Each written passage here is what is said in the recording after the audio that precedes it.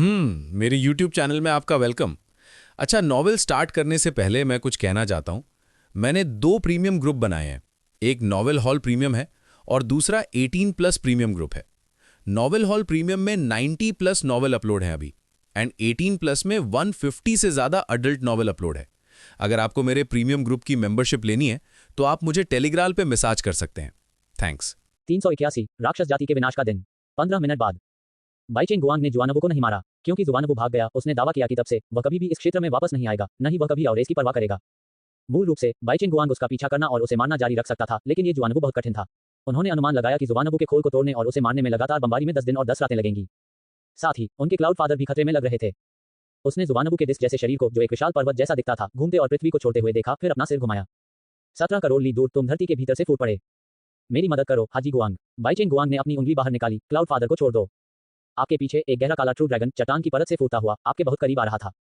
Baichung गुआंग black dragon याओकिंग से लगभग 100 गुना अधिक शक्तिशाली था। ब्लैक ड्रैगन याओकिंग बदले में आपसे लगभग 1000 गुना अधिक मजबूत था। आपके बीच की दूरी पहले ही 7 लाख ली तक कम हो गई थी और भयानक ब्लैक ड्रैगन ब्रीथ आप पर हमला करने वाला था। लेकिन अचानक वह याओ ओरिजिन ब्रीथ तेजी से रूपांतरित हो गया, जिसने ब्लैक ड्रैगन की आभा, विशेषताओं और नियंत्रण को मिटा दिया, जो शुद्ध उच्च तीव्रता वाले ओरिजिन क्यूई का एक बड़ा उछाल बन गया। ये बाईचेंग गुआंग की असंख्य कैनोपी बॉडी थी। हालांकि इसकी तीव्रता केवल 30 गुना से कुछ अधिक थी, इसका मूल्य कम से कम 60 पूर्ण युद्ध निकायों के बराबर था। क्योंकि इसका एक कार्य था प्रतिद्वंद्वी की मूल शक्ति विशेषताओं को विघटित करना, उन्हें शुद्धतम असंबद्ध स्वर्ग और पृथ्वी मूल क्यूई में बदलना। इस दुनिया में कुछ कठोर नियम हैं, जैसे कि जीवित प्राणियों को स्थानिक रिंगों में नहीं रखा जा सकता है और एक निश्चित दायरे से पहले कोई भी 600,000 ली प्रति सेकंड की प्रकाश की गति से अधिक नहीं हो सकता है। एक प्रतिबंध भी है जिसे कहा जा सकता है, जीवित प्राणियों को नाराज नहीं किया जा सकता। यहाँ तक कि बाईचेंग गुआंग, जो एक सच्चा राजा बन गया था, सबसे कमजोर इन्हें की मूल शक्ति को भी संगठित या नियंत्रित नहीं कर सका। लेकिन उनका संत शरीर एक चतुर दृष्टिकोण अपनाने में सक्षम हो गया। वह पहले प्रतिद्वंद्वी की मूल शक्ति को स्वर्ग और पृथ्वी की उत्पत्ति क्यूई में बदल सकता था और फिर स्वर्ग और पृथ्वी की उत्पत्ति क्यूई पर अपने पूर्ण नियंत्रण के माध्यम से दूसरों से इस शक्ति का उपयोग कर सकता था। उदाहरण के लिए, अभी बाईचेंग गुआंग आपसे 17 मिलियन ली दूर था। उसके मुख्य शरीर को वहां तक पहुंचने में 40 सेकंड से अधिक का समय लगेगा और जो हमला उसने अभी शुरू किया है उसे उड़ने में भी लगभग 30 सेकंड लगेंगे और आप 30 सेकंड बाद तक टिक नहीं पाएंगे। इस बिंदु पर बाईचेंग गुआंग वास्तव में ब्लैक ड्रैगन को रोकने के लिए स्वर्ग और पृथ्वी के बीच प्राकृतिक मूल क्यूई को जुटा सकता है। उनकी विचार प्रक्रिया प्रकाश की गति से प्रतिबंधित नहीं थी। वो तुरंत 10 मिलियन ली दूर तक पहुंच सकते थे, लेकिन स्वर्ग और पृथ्वी की उत्पत्ति क्यूई की प्रवाह गति जो उन्होंने जुटाई थी, उसकी एक ऊपरी सीमा थी। एक सेकंड में वह अधिकतम 600,000 ली के दायरे से स्वर्ग और पृथ्वी की उत्पत्ति क्यूई को इकट्ठा कर सकता था। वास्तव में यह उतना तेज भी नहीं था, क्योंकि 10 मिलियन ली से अधिक दूर मानसिक ऊर्जा की तीव्रता कम हो गई और नियंत्रित स्वर्ग और पृथ्वी उत्पत्ति क्यूई प्रवाह की गति केवल 200,000 ली प्रति सेकंड थी। 200,000 ली प्रति सेकंड की स्वर्ग और पृथ्वी उत्पत्ति क्यूई प्रवाह गति का मतलब है कि केवल 400,000 ली त्रिज्या के भीतर सभी स्वर्ग और पृथ्वी उत्पत्ति क्यूई को प्रति सेकंड एकत्र किया जा सकता है। प्रकृति में स्वर्ग और पृथ्वी उत्पत्ति क्यूई की कम एकाग्रता और तीव्रता को देखते हुए ये ब्लैक ड्रैगन को या यहाँ तक कि आपको भी नहीं रोक सकता है। तो ये रास्ता भी बंद हो गया। इसलिए यदि कोई अन्य सच्चा राजा इस स्थिति का सामना कर रहा होता, भले ही प्रतिद्वंद्वी अपने चरम पर एक सच्चा राजा होता, तो आपको हजारों ली दूर ब्लैक ड्रैगन याओकिंग से बचाना असंभव होता। लेकिन बाईचेंग गुआंग ने ब्लैक ड्रैगन द्वारा आप पर छोड़ी गई सांस को अस्वीकृत ओरिजिन क्यूई में बदल दिया था। उच्च तीव्रता, उच्च एकाग्रता, अस्वीकृत मूल क्यूई जिसे वह बुला सकता था। तो ब्लैक ड्रैगन याओकिंग ने असहाय होकर देखा कि उसकी जो सांस अभी निकली थी वह गद्दार बन गई और उसे रोकना शुरू कर दिया। इसने गुस्से में अपने याओ मूल को तितर-बितर कर दिया, लेकिन कुछ भयानक घटित हुआ। याओ मूल का हर टुकड़ा जो इसके शरीर को छोड़ता था, वह जल्दी ही अपना संबंध खो देता और उसे धोखा देता, उसका दुश्मन बन जाता। ये तरीका अभी उसे मार नहीं सकता था, लेकिन 30 सेकंड के लिए उसे रोकने के लिए पर्याप्त था, जब तक मौत की किरण की वह उंगली नहीं आ गई। बाईचेंग गुआंग के नियंत्रण में उस ट्रू ओरिजिन ने दिशा बदल दी, ट्रैक किया और सीधे ब्लैक ड्रैगन के माध्यम से काट दिया। इसे आधा जिंदा काट दो। फिर ट्रू ओरिजिन की शक्ति समाप्त होने से पहले ये ब्लैक ड्रैगन को बारीक काटकर कीमा में बदल देता था। ब्लैक ड्रैगन की लाश के टुकड़ों से एक प्रेत बाहर निकला, वह उसकी आत्मा थी। चाहे वह निष्कलंक सच्चा राजा हो या भाग्यवान राजा, एक बार उनके दायरे में पहुंच जाने के बाद उनकी आत्मिक शक्ति भी पहुंच जाती थी। भले ही भौतिक रूप नष्ट हो गया हो, उसकी आत्मा उसके जीवन की छाया की तरह वर्तमान दुनिया में थोड़े समय के लिए मौजूद रह सकती है। लेकिन महज एक छाया। ब्लैक ड्रैगन की आत्मा भौतिक आवरण की सुरक्षा के बिना बाहरी दुनिया में वास्तविकता में उजागर हुई, चिलचिलाती धूप के तहत नर्म बर्फ की तरह तेजी से पिघल गई, वाष्पित हो गई और टुकड़े टुकड़े होकर ढह गई। भले ही उसने अंतिम प्रहार करने के लिए केवल एक आत्मा के साथ लाश के टुकड़ों पर अवशिष्ट मूल शक्ति को नियंत्रित करने की सख्त कोशिश जारी रखी, लेकिन उसकी शक्ति अब 100 गुना से भी कम हो गई थी। इसके द्वारा निर्देशित हमले भी अराजक थे और आप उनसे आसानी से बच सकते थे। ये सिर्फ इतना है कि बाईचेंग गुआंग ने आपको चकमा देने के अपने कौशल को दिखाने का मौका नहीं दिया। हर बार जब ब्लैक ड्रैगन की शेष आत्मा याओ ओरिजिन को जुटाती थी, तो वह अपनी सेंट बॉडी क्षमता का उपयोग करके इसे तुरंत सामान्य स्वर्ग और पृथ्वी ओरिजिन क्यूई में विघटित कर देता था। फिर उसका मुख्य शरीर आपके पास आ गया। उसने पीछे से इस बचे हुए याओकिंग सोल को कुचलकर एक गेंद बना दी। अगला एक सहज स्वीप था। हर बार जब बाईचेंग गुआंग ने हमला किया, तो ऐसा लगा मानो एक दुनिया नष्ट हो रही हो। 600,000 ली प्रति सेकंड की हमले की गति के साथ कोई भी जीवित प्राणी बच नहीं सका। उनकी मानसिक ऊर्जा 30 मिलियन ली से अधिक के क्षेत्र को कवर करते हुए कई बड़े याओ रेस डोमेन को कवर करती है। 1 मिलियन ली भूमिगत में प्रवेश करती है, जिससे मैग्मा प्रवाह में महान याओ भी उनकी पकड़ से बच नहीं पाता है। ये दिन याओ जाति के लिए विनाश का दिन था। याओ लैंड के केंद्र के पास आपने एक झील और समुद्र देखा, जिसे यहाँ लाया गया था, जिसमें कुन मछली, झींगा, केकड़े और जल प्रकार के ड्रैगन रहते थे, जो सी रे से अलग हो गए थे। इन समुद्री याओ रेस के रहने के स्थान अपेक्षाकृत एकांत थे, इतना अधिक कि जब तक आप पहुंचे तब तक उन्हें कोई खबर नहीं मिली थी। अधिक से अधिक उन्होंने देखा कि लाखों ली दूर कुछ बड़ा घटित हो रहा था, जैसे पहले लड़ने वाले ट्रू किंग्स का हंगामा, लेकिन करोड़ों ली से कमजोर वे हलचलें जमीन से उठने वाली धूल के कुछ कणों से अधिक महत्वपूर्ण नहीं थी। कम से कम आपके सामने कुन और पेंग को कोई परवाह नहीं थी। ऐसा प्रतीत होता है कि यह मछली और यह पक्षी पौराणिक कथाओं के प्रथम स्तरीय कुनपिंग अस्तित्व को फिर से प्रदर्शित करने के प्रयास में उत्साहपूर्वक क्रॉस ब्रीडिंग कर रहे थे। ये कुछ ज्यादा है, तुमने अपनी आंखें बंद करते हुए और थप्पड़ मारते हुए कहा। इन दो महान याओं को मारना जिनकी रैंक अभी भी तीसरे दायरे में थी। अब संपूर्ण याओ लैंड आपका पिछवाड़ा था। जुवानबू और उस ब्लैक ड्रैगन के चले जाने के बाद यहां तक कि बाइचेंग गुआंग के आपके साथ आए बिना भी आप एक अजय अस्तित्व थे। 382 मानव जाति ने किंगयू को एकीकृत किया। आपने बेइचेंग गुआंग को यांग डिंगटियन को ढूंढने दिया जो टोयांग बेल्ट में एक निश्चित यंग में छिपा हुआ था। फिर एक सच्चे राजा की देखरेख में एक निष्पक्ष और एक पर एक लड़ाई आयोजित की और उसे मार डाला। याओ रेस की भूमि के बाहरी क्षेत्र में आपने भौहें सिकोड़ ली। ऐसा महसूस हुआ जैसे आप किसी अजीब जगह पर आ गए हों। याओ जाति की भूमि के बारे में जो खुफिया जानकारी आपने अपने मन में दर्ज की थी उसे याद करते हुए आपकी अभिव्यक्ति अचानक बदल गई। यह स्वर्गभक्षी शिकारी कुत्तों का क्षेत्र है। हेवन डिवोरिंग हाउंड्स की दिव्य जानवर वंशावली मून ईटिंग हाउंड्स है। इस डिवाइन बीस्ट ब्लडलाइन का नाम इसके वर्तमान हाइब्रिड नाम जितना प्रभावशाली नहीं है। उनका ब्लडलाइन मुख्य रूप से हर चीज को खा जाने पर केंद्रित है, लेकिन पिछली कुछ पीढ़ियों के हाउंड किंग्स की भूख कुछ अजीब रही है। इन्हें मानव जाति का मल खाना बहुत पसंद है। ये सिर्फ एक साधारण पसंद नहीं है बल्कि जुनून का एक स्तर है। उदाहरण के लिए इस पीढ़ी का हाउंड किंग अपने महल में हजारों जनजात स्वर्ग मानव स्तर के मलदासों को रखता है। यहाँ तक कि इसके पास 2 ओवरलॉर्ड स्तर के पालतू जानवर भी हैं। आपने और बेइचेंग गुआंग ने खुद को ओरिजिन क्यूई की परतों में लपेट लिया और न केवल महल में मौजूद लोगों को बल्कि हाउंड याओ के इस क्षेत्र में हर जगह पाले जा रहे मानव जाति के दासों को भी अंदर धकेल दिया। उन्होंने तुम दोनों को ऐसे देखा मानो उन्होंने मुक्ति का प्रकाश देखा हो। आखिरकार कोई आ गया, कोई हमें बचाने आ गया। मैं अब हर दिन शौच नहीं करना चाहता। मनुष्य मलत्याग करने के लिए बाध्य हैं, लेकिन किसी ने भी मुझे कभी नहीं बताया कि मुझे इतना अधिक मलत्याग करना पड़ेगा। हे बड़ा मल हे। इस अंधेरे और धूप रहित नर्क में कुछ लोग पहले ही पागल हो चुके हैं। उनकी पीड़ा मानवीय सहनशक्ति से परे है। इससे भी अधिक कुछ को अजीब आकृतियों में समायोजित किया गया है। मैं छोड़ना नहीं चाहता। मेरा ब्लैक किंग कांग केवल 3 महीने में बनेगा। मैं अभी केवल 2 महीने से इसे अपने शरीर में पोषित कर रहा हूँ। कृपया मुझे यहाँ रहने दें। मानव जाति का भोजन ब्लैक किंग कांग नहीं विकसित कर सकता है। ओह याओ जाति की 300 मिलियन ली भूमि पर धावा बोल दिया। 900 मिलियन जानवरों का वध कर दिया। याओ रेस की भूमि की विशालता को देखते हुए बेइचेंग गुआंग की गति के साथ भी एक छोर से दूसरे छोर तक उड़ान भरने में आधा घंटा लगेगा। निस्संदेह केवल एक सच्चे राजा की शक्ति से याओ जाति की भूमि को शुद्ध करना आपके लिए असंभव था। भले ही वह एक निर्दोष सच्चा राजा हो, आप सब कुछ उस पर नहीं छोड़ेंगे। अंत में अधिकांश दिन बिताने के बाद बेइचेंग गुआंग ने याओ रेस की भूमि की अधिक प्रमुख और महत्वपूर्ण ताकतों का सफाया कर दिया। 80 से अधिक याओ संप्रभु, 60,000 से अधिक 3 क्षेत्र महान याओ और उसके नीचे के अनगिनत लोगों को मार डाला। उनमें से 10 लाख से अधिक लोगों को बचा लिया गया जो पीछे तैर रहे थे और मानव जाति में लौटने पर उन्हें मौके पर ही छोड़ दिया गया और स्थानीय शहर के प्रभुओं द्वारा प्रबंधित किया गया। इसके बाद सुप्रीम पैलेस लौटने का समय आ गया। पूरी जाति आनंदित हुई। जब आप और बेइचेंग गुआंग वापस आए तो एक भव्य समारोह के साथ आपका स्वागत किया गया। पर्व, उत्सव, उल्लास। मानव जाति के पास 1300 महान डोमेन हैं, लेकिन भविष्य में ये 3000 या यहाँ तक कि 4000 डोमेन हो जाएंगे। वे अज़ूर डोमेन में अविश्वसनीय रूप से समृद्ध हो जाएंगे। संपूर्ण मानव जाति के लिए बेइचेंग गुआंग के लाइव प्रसारण के तहत उन्होंने अपने माता पिता, अपने प्रियजन और सुप्रीम पैलेस को धन्यवाद दिया। अपने भाषण के अंत में उन्होंने आपको स्क्रीन के पीछे से बाहर आने के लिए आमंत्रित किया। अगर यूशॉ की मदद नहीं होती तो मुझे ये दिन कभी नहीं देखना पड़ता। एक बार जब उसकी नई सार सीमा अधिकतम हो जाती है तो नए मानचित्र में छठे और 7वें लोगों का मार्ग तलाशने का समय आ जाएगा। अभी के लिए उसे मानव जाति की सारी किस्मत आपको हस्तांतरित करनी है। यद्यपि मानव जाति के लिए कम समय में उससे अपना सकारात्मक प्रभाव पूरी तरह से हटाना असंभव है, सूक्ष्मता से श्रेय अंततः आपके पास वापस आ जाएगा। यूशिकाई उद्धरण चिन्ह ... नहीं, ये वास्तव में सराहनीय है। 3106 में सी रेस की शेष सेनाएं भी बार बह गईं और बड़े पैमाने पर बेइचेंग गुआंग द्वारा साफ कर दी गईं। उनके जिद्दी तत्व अभी भी पिछले साल याओ रेस का विरोध कर रहे थे, शामिल होने के लिए तैयार नहीं थे, लेकिन इस साल मानव जाति ने उन्हें शामिल होने का मौका नहीं दिया। 3107 में आपने मार्शल दाओ संसाधनों का 20 गुना उपभोग करना शुरू कर दिया। एक समय में इष्टतम मार्शल दाओ संसाधनों का उपभोग सबसे अधिक लागत प्रभावी विकास दर को संदर्भित करता है जो एक मार्शल आर्टिस्ट औषधीय शक्ति की बर्बादी के बिना समय की प्रति यूनिट सभी उपभोग किए गए संसाधनों को पूरी तरह से अवशोषित करके प्राप्त कर सकता है। और आपके द्वारा संसाधनों के 20 गुना उपभोग का मतलब है कि इसका आधा हिस्सा बर्बाद हो जाएगा, लेकिन लागत लाभ के साथ आती है। आपकी खेती की वृद्धि दर संसाधनों के एक बार उपभोग की तुलना में 10 गुना होगी। ऊपरी स्वर्गीय सर्वोच्च तक पहुंचने में केवल 20 वर्ष से अधिक लगेंगे। 3110 में आपने न केवल बेइचेंग गुआंग के लिए अंक जोड़े बल्कि कुछ सुप्रीमों के साथ साथ चूहेशांग, जियांग यांग और अन्य के लिए भी अंक जोड़े। बेइचेंग गुआंग को ट्रूकिंग के रूप में पदोन्नत किए जाने के बाद आपके द्वारा उनके लिए रिपोर्ट की गई सार सीमा 66 गुना थी। अब काला कछुआ पूरी तरह से नहीं मरा है और बेइचेंग गुआंग पहले से ही जानता है कि 5वें दायरे के रास्ते पर कैसे आगे बढ़ना है। उनके शरीर में मूल क्यूई अभी भी उनकी साधना उन्नति का समर्थन करने के लिए पर्याप्त है। इसलिए फिलहाल उनके पास कोई अड़चन नहीं है और वे संसाधनों पर अटके नहीं है, इसलिए उन्हें अभी जाने की कोई जल्दी नहीं है। अंक जोड़ना भी बहुत बार नहीं होता, बल्कि साल में 20 बार होता है। यह आशा की जाती है कि वह अगले 60 या 70 वर्षों तक रहेगा।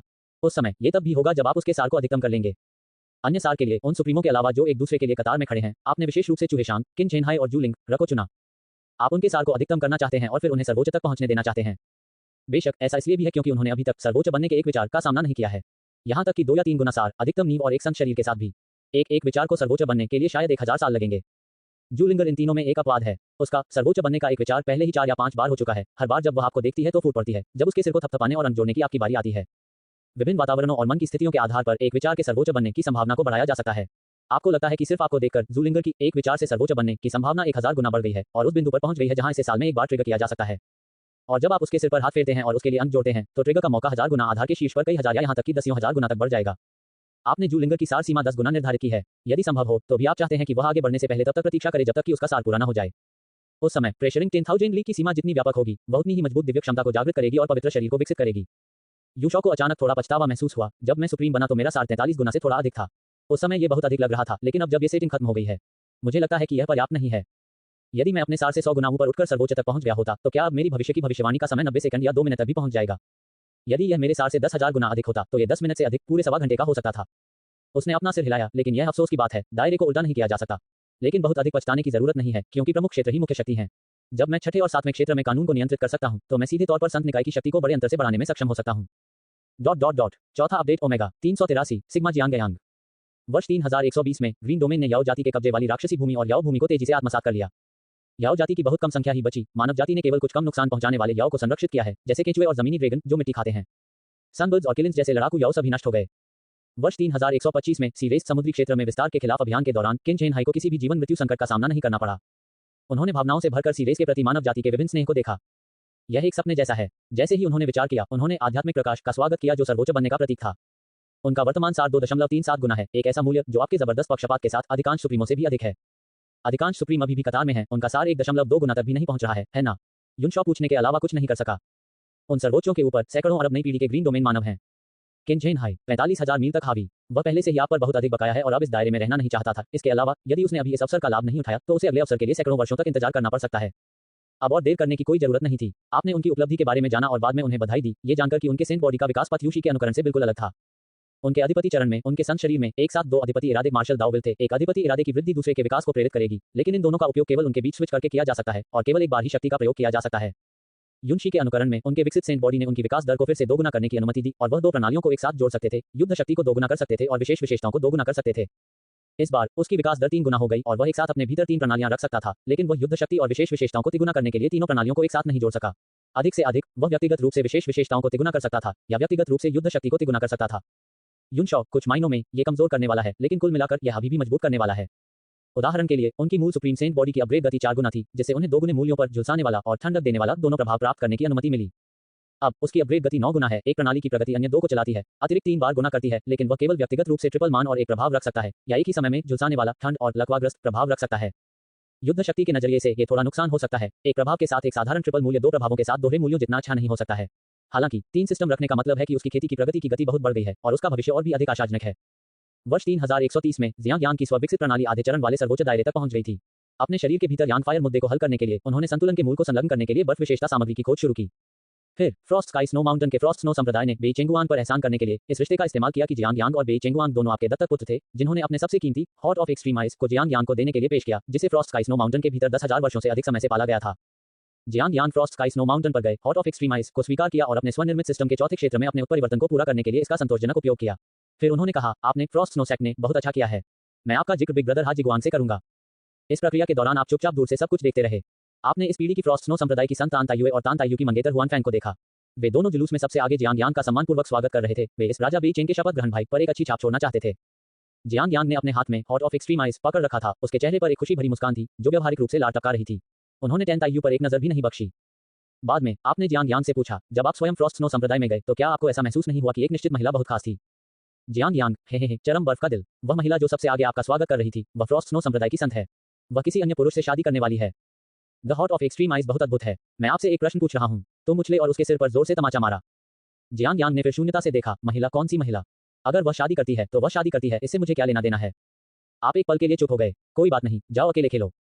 अंतिम सिमुलेशन में और पिछली सिमुलेटेड समय सीमा में जियांग यांग को उस महिला के लिए अकेले टैन तायु के लिए महान संप्रदाय फ्रॉस्ट स्नो संप्रदाय में जाना चाहिए था, जिसके पास बर्फ तत्व सेंट बॉडी थी। दुष्ट मंगेतर को हराने के बाद फ्रॉस्ट स्नो संप्रदाय ने अभी भी उसे नीची दृष्टि से देखा, जिसके परिणामस्वरूप अंततः जियांग यांग ने फ्रॉस्ट स्नो संप्रदाय के अधिपति पुराने पूर्वज को भी हरा दिया। अध्याय 271। इंतजार। आपने एक संभावना के बारे में सोचा, यह एक गलत दिशा है। बेई चेंगुआंग के अनुभव ने मुझे गुमराह किया। क्योंकि बेई चेंगुआंग और जियांग युएली एक साथ बंधे हुए थे, मैंने गलती से मान लिया कि जियांग यांग और तान तायुए भी एक जोड़ी थे। लेकिन वास्तव में तान तायुए जियांग यांग के जीवन में सिर्फ एक राहगीर था। आपने 10वें अनुकरण में जियांग यांग पर युनशी की टिप्पणियों को याद किया। जब वह तान तायु को पसंद करता था तो ऐसा इसलिए नहीं था क्योंकि वह उसके शरीर के प्रति लालसा रखता था, बल्कि इसलिए कि वह उसके पवित्र शरीर पर नजर गड़ाए हुए था और चाहता था कि वह उसे विकसित करने में मदद करे। आपने जियांग यांग को देखा जो 2 मीटर 7 लंबा था और बुदबुदाया, इस बच्चे की नजर में कोई महिला नहीं है। वह पूरी तरह से एक बड़ा मांसल आदमी, एक शुद्ध यांग सख्त लड़का बनना चाहता है। टैन तायु अब तो सिर्फ एक जंगजात है। भले ही उसके पास एक पवित्र शरीर हो, वह संभवतः जियांग यांग का विरोध कैसे कर सकती है और उसकी आंगा को कैसे दबा सकती है? तो मूल समय रेखा में जियांग यांग को टैन तायु के लिए फ्रॉस्ट स्नो संप्रदाय में जाना चाहिए था और वहां पहुंचने के बाद ही उसे पता चला, इस महिला की खेती बहुत कमजोर है, उसकी ताकत मेरी ताकत के बराबर नहीं है और वह अब मुझे खेती करने में मदद नहीं कर सकती। लेकिन चूंकि वह पहले से ही वहां मौजूद था, उसने आसानी से उस मंगेतर की पिटाई कर दी और फिर फ्रॉस्ट स्नो संप्रदाय के अधिपति पुराने पूर्वज की भी आसानी से पिटाई कर दी, जो बाहर कूद गया था। आखिरकार अधिपति पुराने पूर्वज की पिटाई के दौरान वह वास्तव में उत्तेजित हो गया और उसने पूरे फ्रॉस्ट का स्नो माउंटेन को पिघलाने का फैसला किया। पिघलने की प्रक्रिया के दौरान उसने पाया कि एक जगह थी जो हमेशा बर्फ और बर्फ से ढकी रहती थी और वह इसे पिघला नहीं सका। तो उन्होंने आगे की खोज की और अत्यधिक बर्फ के हृदय की खोज की। जियांग यांग, क्षमा करें टेंतायुए, आपकी बर्फ बहुत कमजोर है। जैसी कि उम्मीद थी, केवल एक्सट्रीम आइस का महान हृदय ही मुझे अधिक आरामदायक बना सकता है। बस ऐसा ही होना चाहिए। आपने एक पहेली को सुलझाने में उपलब्धि की भावना महसूस करते हुए ताली बजाई। 384 सर्वोच्च स्वर्गीय भगवान। बे चेंगुआंग की महिला प्रधान महिला सिर्फ एक दर्शक है। प्रकार की कहानी की तुलना में जियांग यांग वास्तव में नो फीमेल लीड उपन्यास का पुरुष प्रधान है। वह एक मांसपेशियों से बंधा हुआ राक्षस है जिसका दिमाग पूरी तरह से खेती और लड़ाई पर केंद्रित है। भले ही डैन तायू अचानक बीच में दिखाई दे, लेकिन यह वास्तव में लेखक द्वारा किया गया एक दिखावा था। वह बिल्कुल भी महिला प्रधान नहीं थी, केवल एक सहायक पात्र थी जो कथानक को आगे बढ़ाने के लिए जिम्मेदार थी, इससे अधिक कुछ नहीं। तुम मुड़े और चले गए। जहां तक डैन तायू और उसके मंगेतर का सवाल है, आपने बाद में किसी से मामले की जांच कराई, लेकिन वास्तव में आपको इसकी परवाह नहीं थी कि डैन तायू के साथ क्या हुआ। जांच महज जिज्ञासावश की गई थी। हालांकि डैन तायू ने पिछले अनुकरण में कहा था कि वह जियांग यांग को अपने मंगेतर से अधिक महत्व देती है, जियांग यांग ने उसे महत्व नहीं दिया और इसके अलावा इस जीवन में वे दोनों कभी मिले भी नहीं थे। अब जियांग यांग पूरी तरह से मार्शल आर्ट के प्रति समर्पित था। एक साथी के लिए उसकी व्यक्तिपरक इच्छा के बिना आप अपने गॉडसन के लिए एक मैच के लिए तब तक दबाव नहीं डालेंगे जब तक कि सुप्रीम पैलेस के लोग उससे बच्चे पैदा करने का आग्रह न करने लगे। जांच के नतीजे तुरंत सामने आए। डैन तायू और उनके मंगेतर का विवाह एक मानक राजनीतिक विवाह था। दोनों विशेष रूप से घनिष्ठ नहीं थे, लेकिन वे निश्चित रूप से शत्रुतापूर्ण भी नहीं थे। यदि आपने इस सिमुलेशन की शुरुआत में जियांग यांग को एज और दायरे से बाहर नहीं निकाला होता, तो दोनों फिर से मिल सकते थे।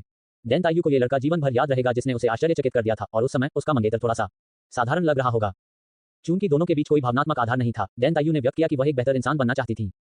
युन शॉ, हालांकि मुझे लगता है कि वह बेहतर व्यक्ति भी उसे पसंद नहीं कर पाया। शायद, हालांकि जियांग यांग के बिना डैन तायू अभी भी काम चला सकते थे। इसलिए आपने हस्तक्षेप नहीं किया। आप उससे परिचित नहीं थे, नहीं आपने उस पर कोई एहसान जताया था। अचानक सामने आकर यह कहने की कोई जरूरत नहीं थी, युवा महिला, क्या आप अपनी शादी से थोड़ी असंतुष्ट हैं? यदि हाँ, तो मैं एक शब्द बोल सकता हूं और तुरंत आपको प्यार को आगे बढ़ाने की आजादी दे सकता हूं। फ्रॉस्ट स्नो संप्रदाय ने पहले ही स्वेच्छा से अपना खजाना आपके गॉडसन को भेज दिया था, और फिर भी आप उनके राजनीतिक विवाह को बाधित करने के लिए कूद पड़े। ये थोड़ा बहुत होगा। वर्ष 3131 में आपको उच्च स्वर्ग सुप्रीम में पदोन्नत किया गया था। वर्ष 3141 में मछली पकड़ने वाले गांव में आपके समय के वे सभी परिचित अभी भी जीवित थे। उन्होंने क्लाउड बास्ट सिटी में एक परिवार भी बनाया था। इस साल आप उनसे मिलने गए। अंकल जी और उनकी पत्नी हमेशा सुरक्षित रहते थे। इस अनुकरण से पहले आपने उन्हें जबरन छद्म जनजात तक बढ़ा दिया था, जिससे उन्हें 500 साल का जीवन काल मिला, और अब उस समय का आधे से अधिक समय बीत चुका था। हालांकि आपने उनमें सार नहीं जोड़ा। आपने सार संवर्धन के लिए एक अवसर को नीलाम कर दिया, जिससे सर्वोच्च को व्यक्तिगत रूप से उन्हें मार्शल दाव में कदम दर कदम मार्गदर्शन करने की अनुमति मिली। साथ ही विभिन्न मार्शल दाव अमृत का उपयोग करते हुए उन्हें केवल 100 वर्षों के भीतर प्रारंभिक चरण हेगमोन दायरे में धकेल दिया, जिससे उन्हें 2000 साल का जीवन काल मिला। अंकल जी के बच्चों और वंशजों ने भी एक मार्शल दाव परिवार का गठन किया, और पिछले कुछ वर्षों में कई जनजात और यहाँ तक कि स्वर्ग मानव रैंक उभरे थे। ओल्ड मैन वांग और उनके बेटे भी मार्शल दाव की राह पर चल पड़े। ये दोनों पूरी तरह से मार्शल आर्ट के प्रति समर्पित थे और निष्क्रिय नहीं थे, इसलिए आपने उन्हें केवल पवित्र शरीर और मानक मार्शल दाव संसाधन ही प्रदान किए। दोनों अब हेगमोन्सविल कंडेंसेशन के पथ पर हैं। वहां सोंग जियाओहू भी है, जो अब 200 साल से अधिक पुराना है और आपके समर्थन के कारण मध्य चरण का हेगमोन बन गया है। जहां तक कई अन्य लोगों की बात है, उनमें से अधिकांश अब जनजात या स्वर्ग मानव रैंक बन गए हैं।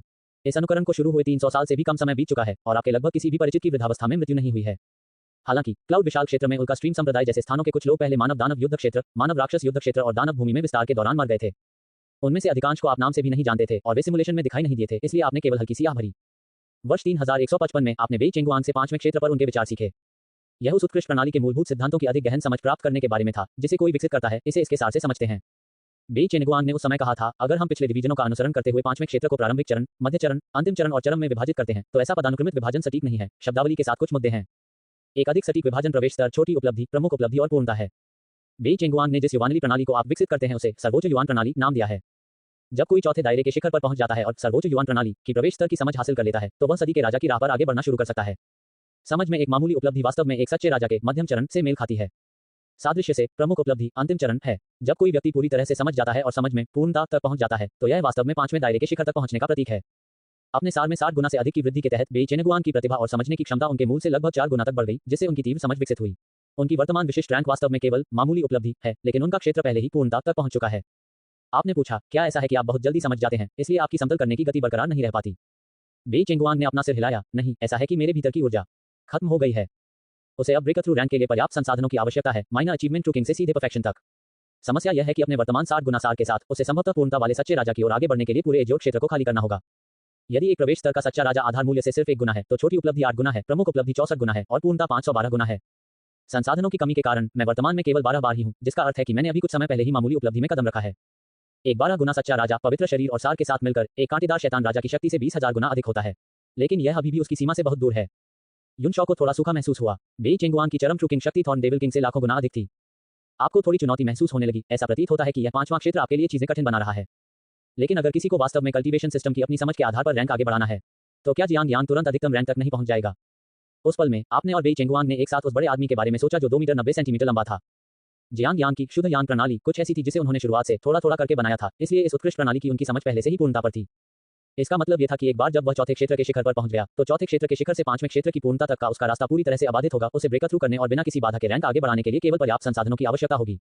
वर्ष 3160। बेई चेंगुआंग ने अभी तक एजियो क्षेत्र नहीं छोड़ा था, लेकिन जियांग यांग छोड़ना चाहता था क्योंकि एजियो क्षेत्र बहुत ही घटनाविहीन था। 385। 2 बेटे चले गए और मानव जाति सुरक्षित और स्वस्थ है। जियांग यांग की मूल प्रणाली के अनुसार उसका वर्तमान क्षेत्र निचले स्तर के सर्वोच्च के बराबर है, अपने सेंट बॉडी और अपने वर्तमान 7 गुना सार के साथ युग्मित, जबकि अभी भी बेई चेंगुआंग से बहुत दूर अतीत में उन्हें 400 गुना युद्ध शक्ति रखने वाला नस्लीय एस स्तर का लड़ाका माना जाता था। आप सचमुच इससे असहाय हैं। ये बड़ा आदमी, इससे पहले आप चाहते थे कि वह अपने दायरे को रोके रखे, तीसरे या दूसरे दायरे के शिखर पर रहे और केवल तभी ब्रेक थ्रू करे जब उसका सार उच्चतर हो, जिससे उसके पवित्र शरीर को एक बार में और अधिक महत्वपूर्ण रूप से विकसित होने की अनुमति मिल सके।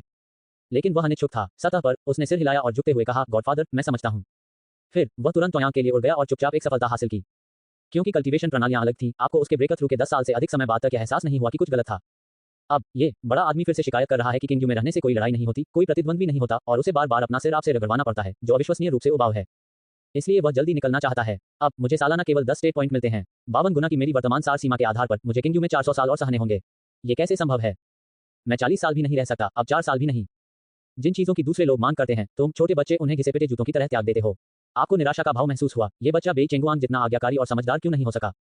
3175 में जियांग यांग ने चुपचाप किंगयू छोड़ दिया। ये सुनकर आपको शक्तिहीनता की लहर महसूस हुई और आपने बेई चेंगुआंग से कहा कि उसका पीछा करने की कोई जरूरत नहीं है। हालांकि जियांग यांग का सार अभी तक 9 बार नहीं हुआ था, लेकिन ये पहले से ही किंगयू में लगभग सभी को पीछे छोड़ चुका है, केवल आपके बाद बेई चेंगुआंग और बेई चेंगुआंग के वंशज। वैसे भी एसेंस अपने मूल से 8 गुना अधिक मजबूत है। आपने अपना सिर हिलाया। 3187 में बेई चेंगुआंग ने आपसे विदा ली। आपने उसे युआनतियान बैरियर के किनारे से प्रस्थान करते देखा। 3193 में मानव जाति के महान डोमेन का विस्तार 2000 तक हो गया। 2 मानव राजाओं के पास अंततः कुछ अतिरिक्त ऊर्जा थी और वे जागृत रहकर मानव जाति के बीच चल सकते थे। 3197 में कुंग युआन, जो चौथे क्षेत्र में पहुंच गया था, ने आपको याद दिलाया कि जिन 2 नामों पर आपने उसे ध्यान देने के लिए कहा था, वे मिल गए हैं। आप हान है निंगबो फैंगलेई तलवार मंडप में गए। मानव जाति के कबीले पिता और मार्गदर्शन प्रदान करने वाले प्रथम सर्वोच्च के रूप में आपकी उपस्थिति पूरे फैंगलेई तलवार मंडप के लिए एक सम्मान थी। आपने तलवार मंडप के शिष्यों का निरीक्षण किया और अंत में युवेन्यून और हुआंग जिंगसू की ओर इशारा किया। मुझे इन दोनों में बड़ी संभावनाएं दिखाई देती हैं। ये दोनों कॉमरेड थे। युनबा की मुलाकात बाइडू युद्ध क्षेत्र में हुई थी। अध्याय 116। उन्होंने एक दूसरे का समर्थन किया और कुछ समय तक मिलकर राक्षसों से लड़ाई की। अब आपके कुछ शब्दों से ये 2 युवा पुरुष और महिलाएं, जो वर्तमान में अभी भी जनजात हैं, भविष्य में हेगमोन दायरे तक पहुंचने के लिए नियत थे। 3198 में आपने मन ही मन सोचा कि वास्तव में कुछ अन्य लोग भी थे जिनके साथ आपके कर्म थे। आपको उनके नाम याद हैं? हालांकि शायद इसलिए क्योंकि पहले बहुत कुछ बदल चुका था और ये लोग बेई चेंगुआंग और जियांग यांग की तरह नहीं थे, जिनका जन्म शुरू से ही तय था कि वे पैदा होंगे और शिखर पर चढ़ेंगे। उनके जन्मस्थान को आपके द्वारा पहले ही नष्ट कर दिया गया था। 3200 में जिस Marshal Godfrey blind date event के बारे में आप हमेशा सोचते रहे थे, 200 साल की देरी के बाद आखिरकार फिर से शुरू हो गया। बहुत बुरा। मैं 100 साल से कम और 200 साल से कम उम्र के समूहों में भाग नहीं ले सकता। बहुत बुरा होना ही एकमात्र नकारात्मक पहलू है। इसका मतलब है एक पार्टी का कम होना। फिर आप 500 साल पुराने समूह, 1000 साल पुराने समूह, 3000 साल पुराने समूह पर हावी हो गए। अप्रतिबंधित आयु वर्ग तक। आप ये रानगी जू शुआंग हुआ। आपने ये रानगी को देखा। कोई जज और प्रतियोगी दोनों कैसे हो सकता है? ये रानगी ने अपनी आंखें घुमाई। आप प्रथम सर्वोच्च वास्तव में ऐसा कहने का साहस रखते हैं? आपने जू शुआंग हुआ को फिर से देखा। अप्रतिबंधित उम्र। तो क्या आप भी मानव राजा इस कार्यक्रम में आए हैं? मुझे लगता है कि वह 9000 से अधिक है। जू शुआंग हुआ ने भौहें उठाई। बहन जवान है। मेरी मानसिक उम्र केवल 300 साल ही हुई है और बहन भी अकेली है। इस बारे में कैसा है? आपने ईमानदारी से अपने बाएं और दाएं हाथ उन दोनों की ओर बढ़ाए। आइए मानव जाति की एकता और समृद्धि के लिए लड़ें। आइए हम तीनों युगों युगों तक जुनून लेकर आएं। आप इसके बारे में भूल सकते हैं। जू शुआंग हुआ ने उपेक्षापूर्वक कहा। बहन के मन में पहले से ही कोई है। उसने एक युवक को भीड़ से खींच लिया। आपने नहीं पहचाना कि वह युवक विशेष रूप से कौन था, लेकिन उसने भी उसे गले लगा लिया। वे परस्पर प्रेम में थे, जो संतुष्टिदायक तृप्तिदायक था। आपने एक पल के लिए उसके भविष्य की जांच की। उस युवक का 2.03 गुना सार था। यह मेरा गॉडसन है। आप तुरंत अहंकारी हो गए। ये वरिष्ठता काफी गड़बड़ है। जू शुआंग हुआ ने आपको पूरी तरह से नजरअंदाज कर दिया और लापरवाही से नीचे से 2 अनंत भाग्य टोकन निकाल लिए, जो मार्ग का प्रतिनिधित्व करते थे। 9000 साल पुरानी लॉन्ग लाइफ ग्रास उस छोटे बैल के साथ चली गई, जो 100 साल से थोड़ा अधिक पुराना था। आपने और ये रानगी ने एक दूसरे को देखा। तुम्हें पता है, जिस व्यक्ति ने ऑनलाइन पूछा था कि तुम्हें कैसे लुभाया जाए, वह वास्तव में मैं ही था। केवल एक भूत ने अनुमान नहीं लगाया होगा। 3201 में पी मित्र पुनः प्राप्त। आपने ये रानगी को लाभ देने का फैसला किया। उसे साल में कुछ बार अतिरिक्त स्टेट पॉइंट दिए और उसे एक विशेष तरकीब भी बताई। वास्तव में सार प्रदान करने के लिए मुझे आपके सिर को छूने की आवश्यकता नहीं है।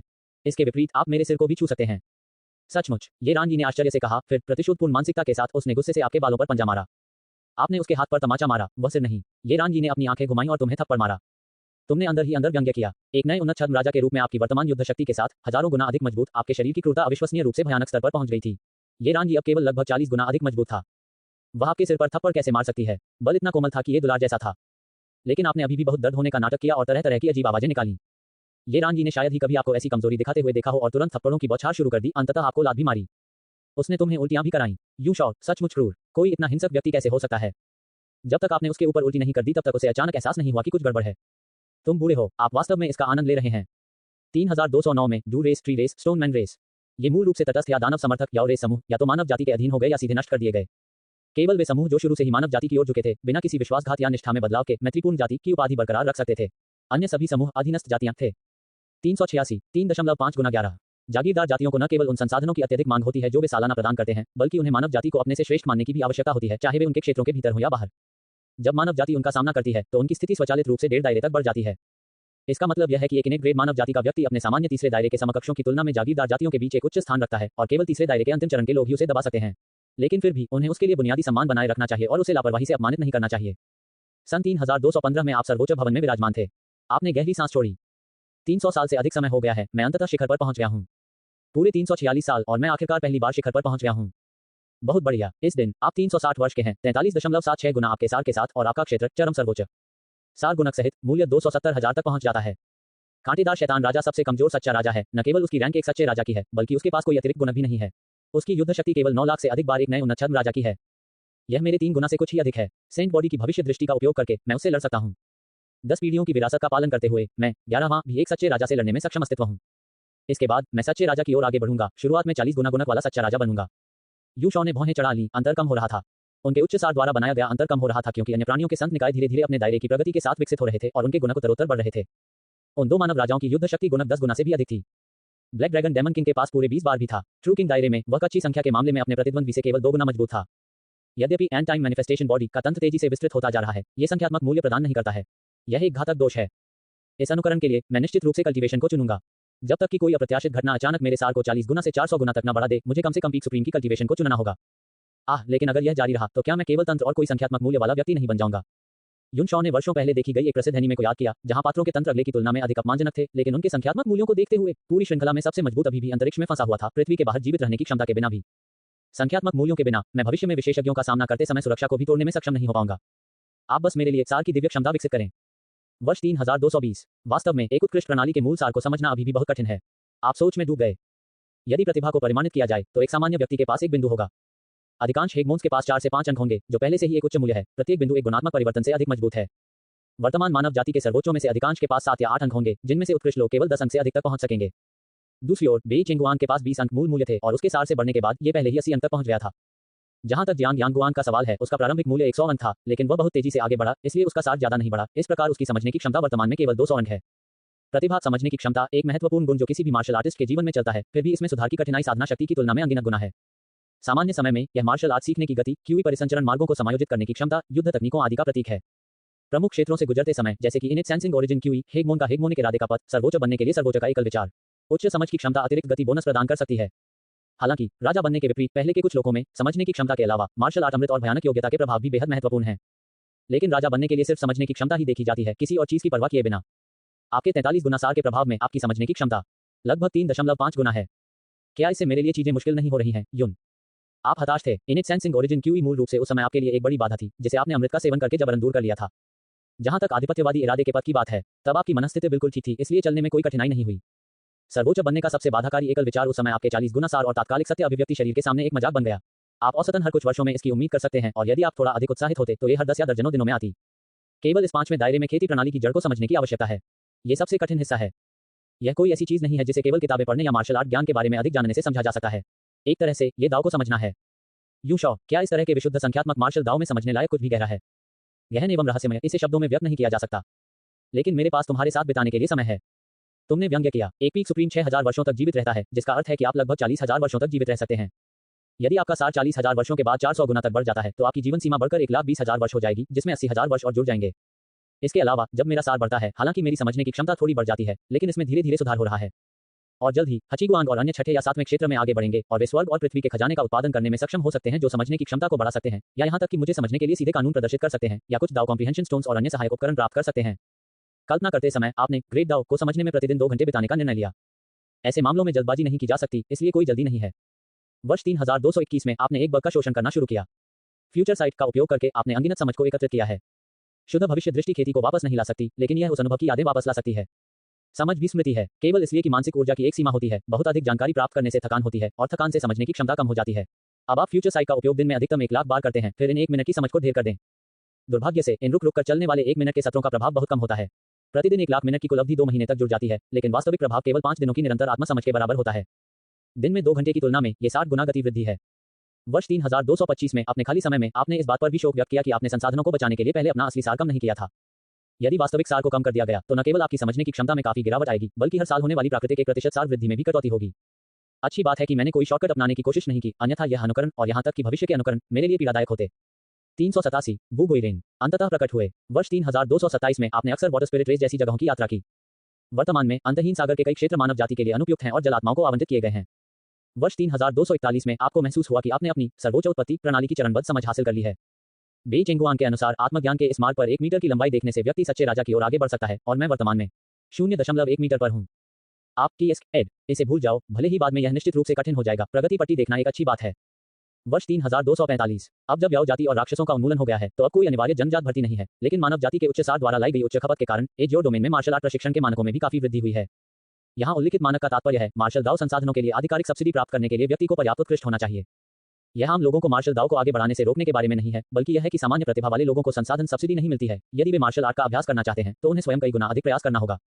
इसके अतिरिक्त याओ पृथ्वी बहुत विशाल है और अभी भी निम्न स्तर की कई याओ प्रजातियां बड़े पैमाने पर चल रही हैं, जो लगातार याओ जाति के पिछले गौरव की नकल करने के बारे में सोचती रहती हैं। ये भी बढ़िया कमाई करने की जगह है।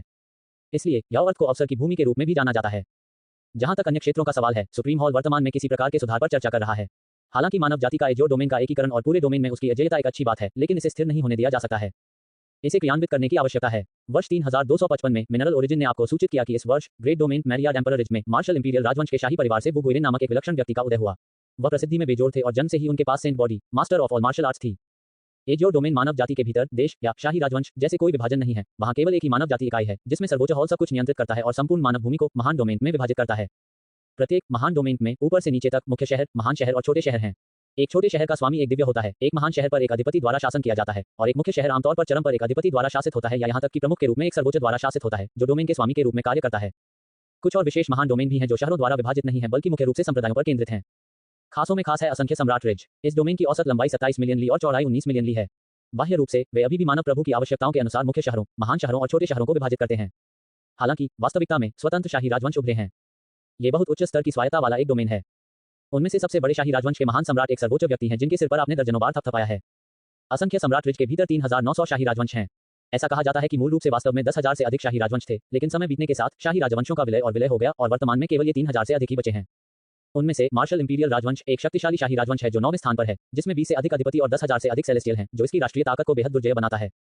इस एकल इंपीरियल राजवंश को यदि बाहर निकाला जाए और एजियो डोमेन की 100 दौड़ में रखा जाए तो इसे शीर्ष 60 में स्थान दिया जा सकता है। फिर भी यह आज मानव जाति के हजारों महान डोमेन में से एक के भीतर कई ताकतों में से एक है। मार्शल इंपीरियल राजवंश के शाही शिष्यों की इस पीढ़ी में एक आश्चर्यजनक रूप से प्रतिभाशाली शाही राजकुमार उभरा, वू गुइरेन। हालांकि वू गुइरेन नाम आम नहीं है। अजूर डोमेन की वर्तमान कुल जनसंख्या 1 क्वाड्रिलियन और अनगिनत निचले क्षेत्रों से अधिक है। हजारों लोगों के लिए एक ही नाम साझा करना मुश्किल नहीं है, लेकिन उन हजारों में से बहुत कम मार्शल आर्टिस्ट बन सकते हैं, यहां तक कि कम ही जनजात बन सकते हैं और एक कदम आगे बढ़ते हुए जिनमें सुप्रीम बनने की क्षमता है, तो केवल एक ही वू गुइरेन है। इस वर्ष वू गुइरेन 33 वर्ष का था। शाही राजवंश द्वारा उपलब्ध कराए गए संसाधनों के साथ उन्होंने कम उम्र में क्षेत्र में प्रवेश किया। जन्म से ही उनके साथ रहे saint body master of all martial arts के साथ मिलकर ये सीधे आपके लक्ष्य पर लॉक हो गया। 10 में से 9 ये बच्चा है। आपके लिए इस व्यक्ति का निरीक्षण करने के लिए आपने इंपीरियल महल के भीतर गोल्डन स्पिरिट कैमरों तक पहुंच चुराने के लिए मिनरल ओरिजिन की मदद ली थी। वर्ष 3257 में आपने मूलतः पुष्टि कर दी थी कि यह वही था।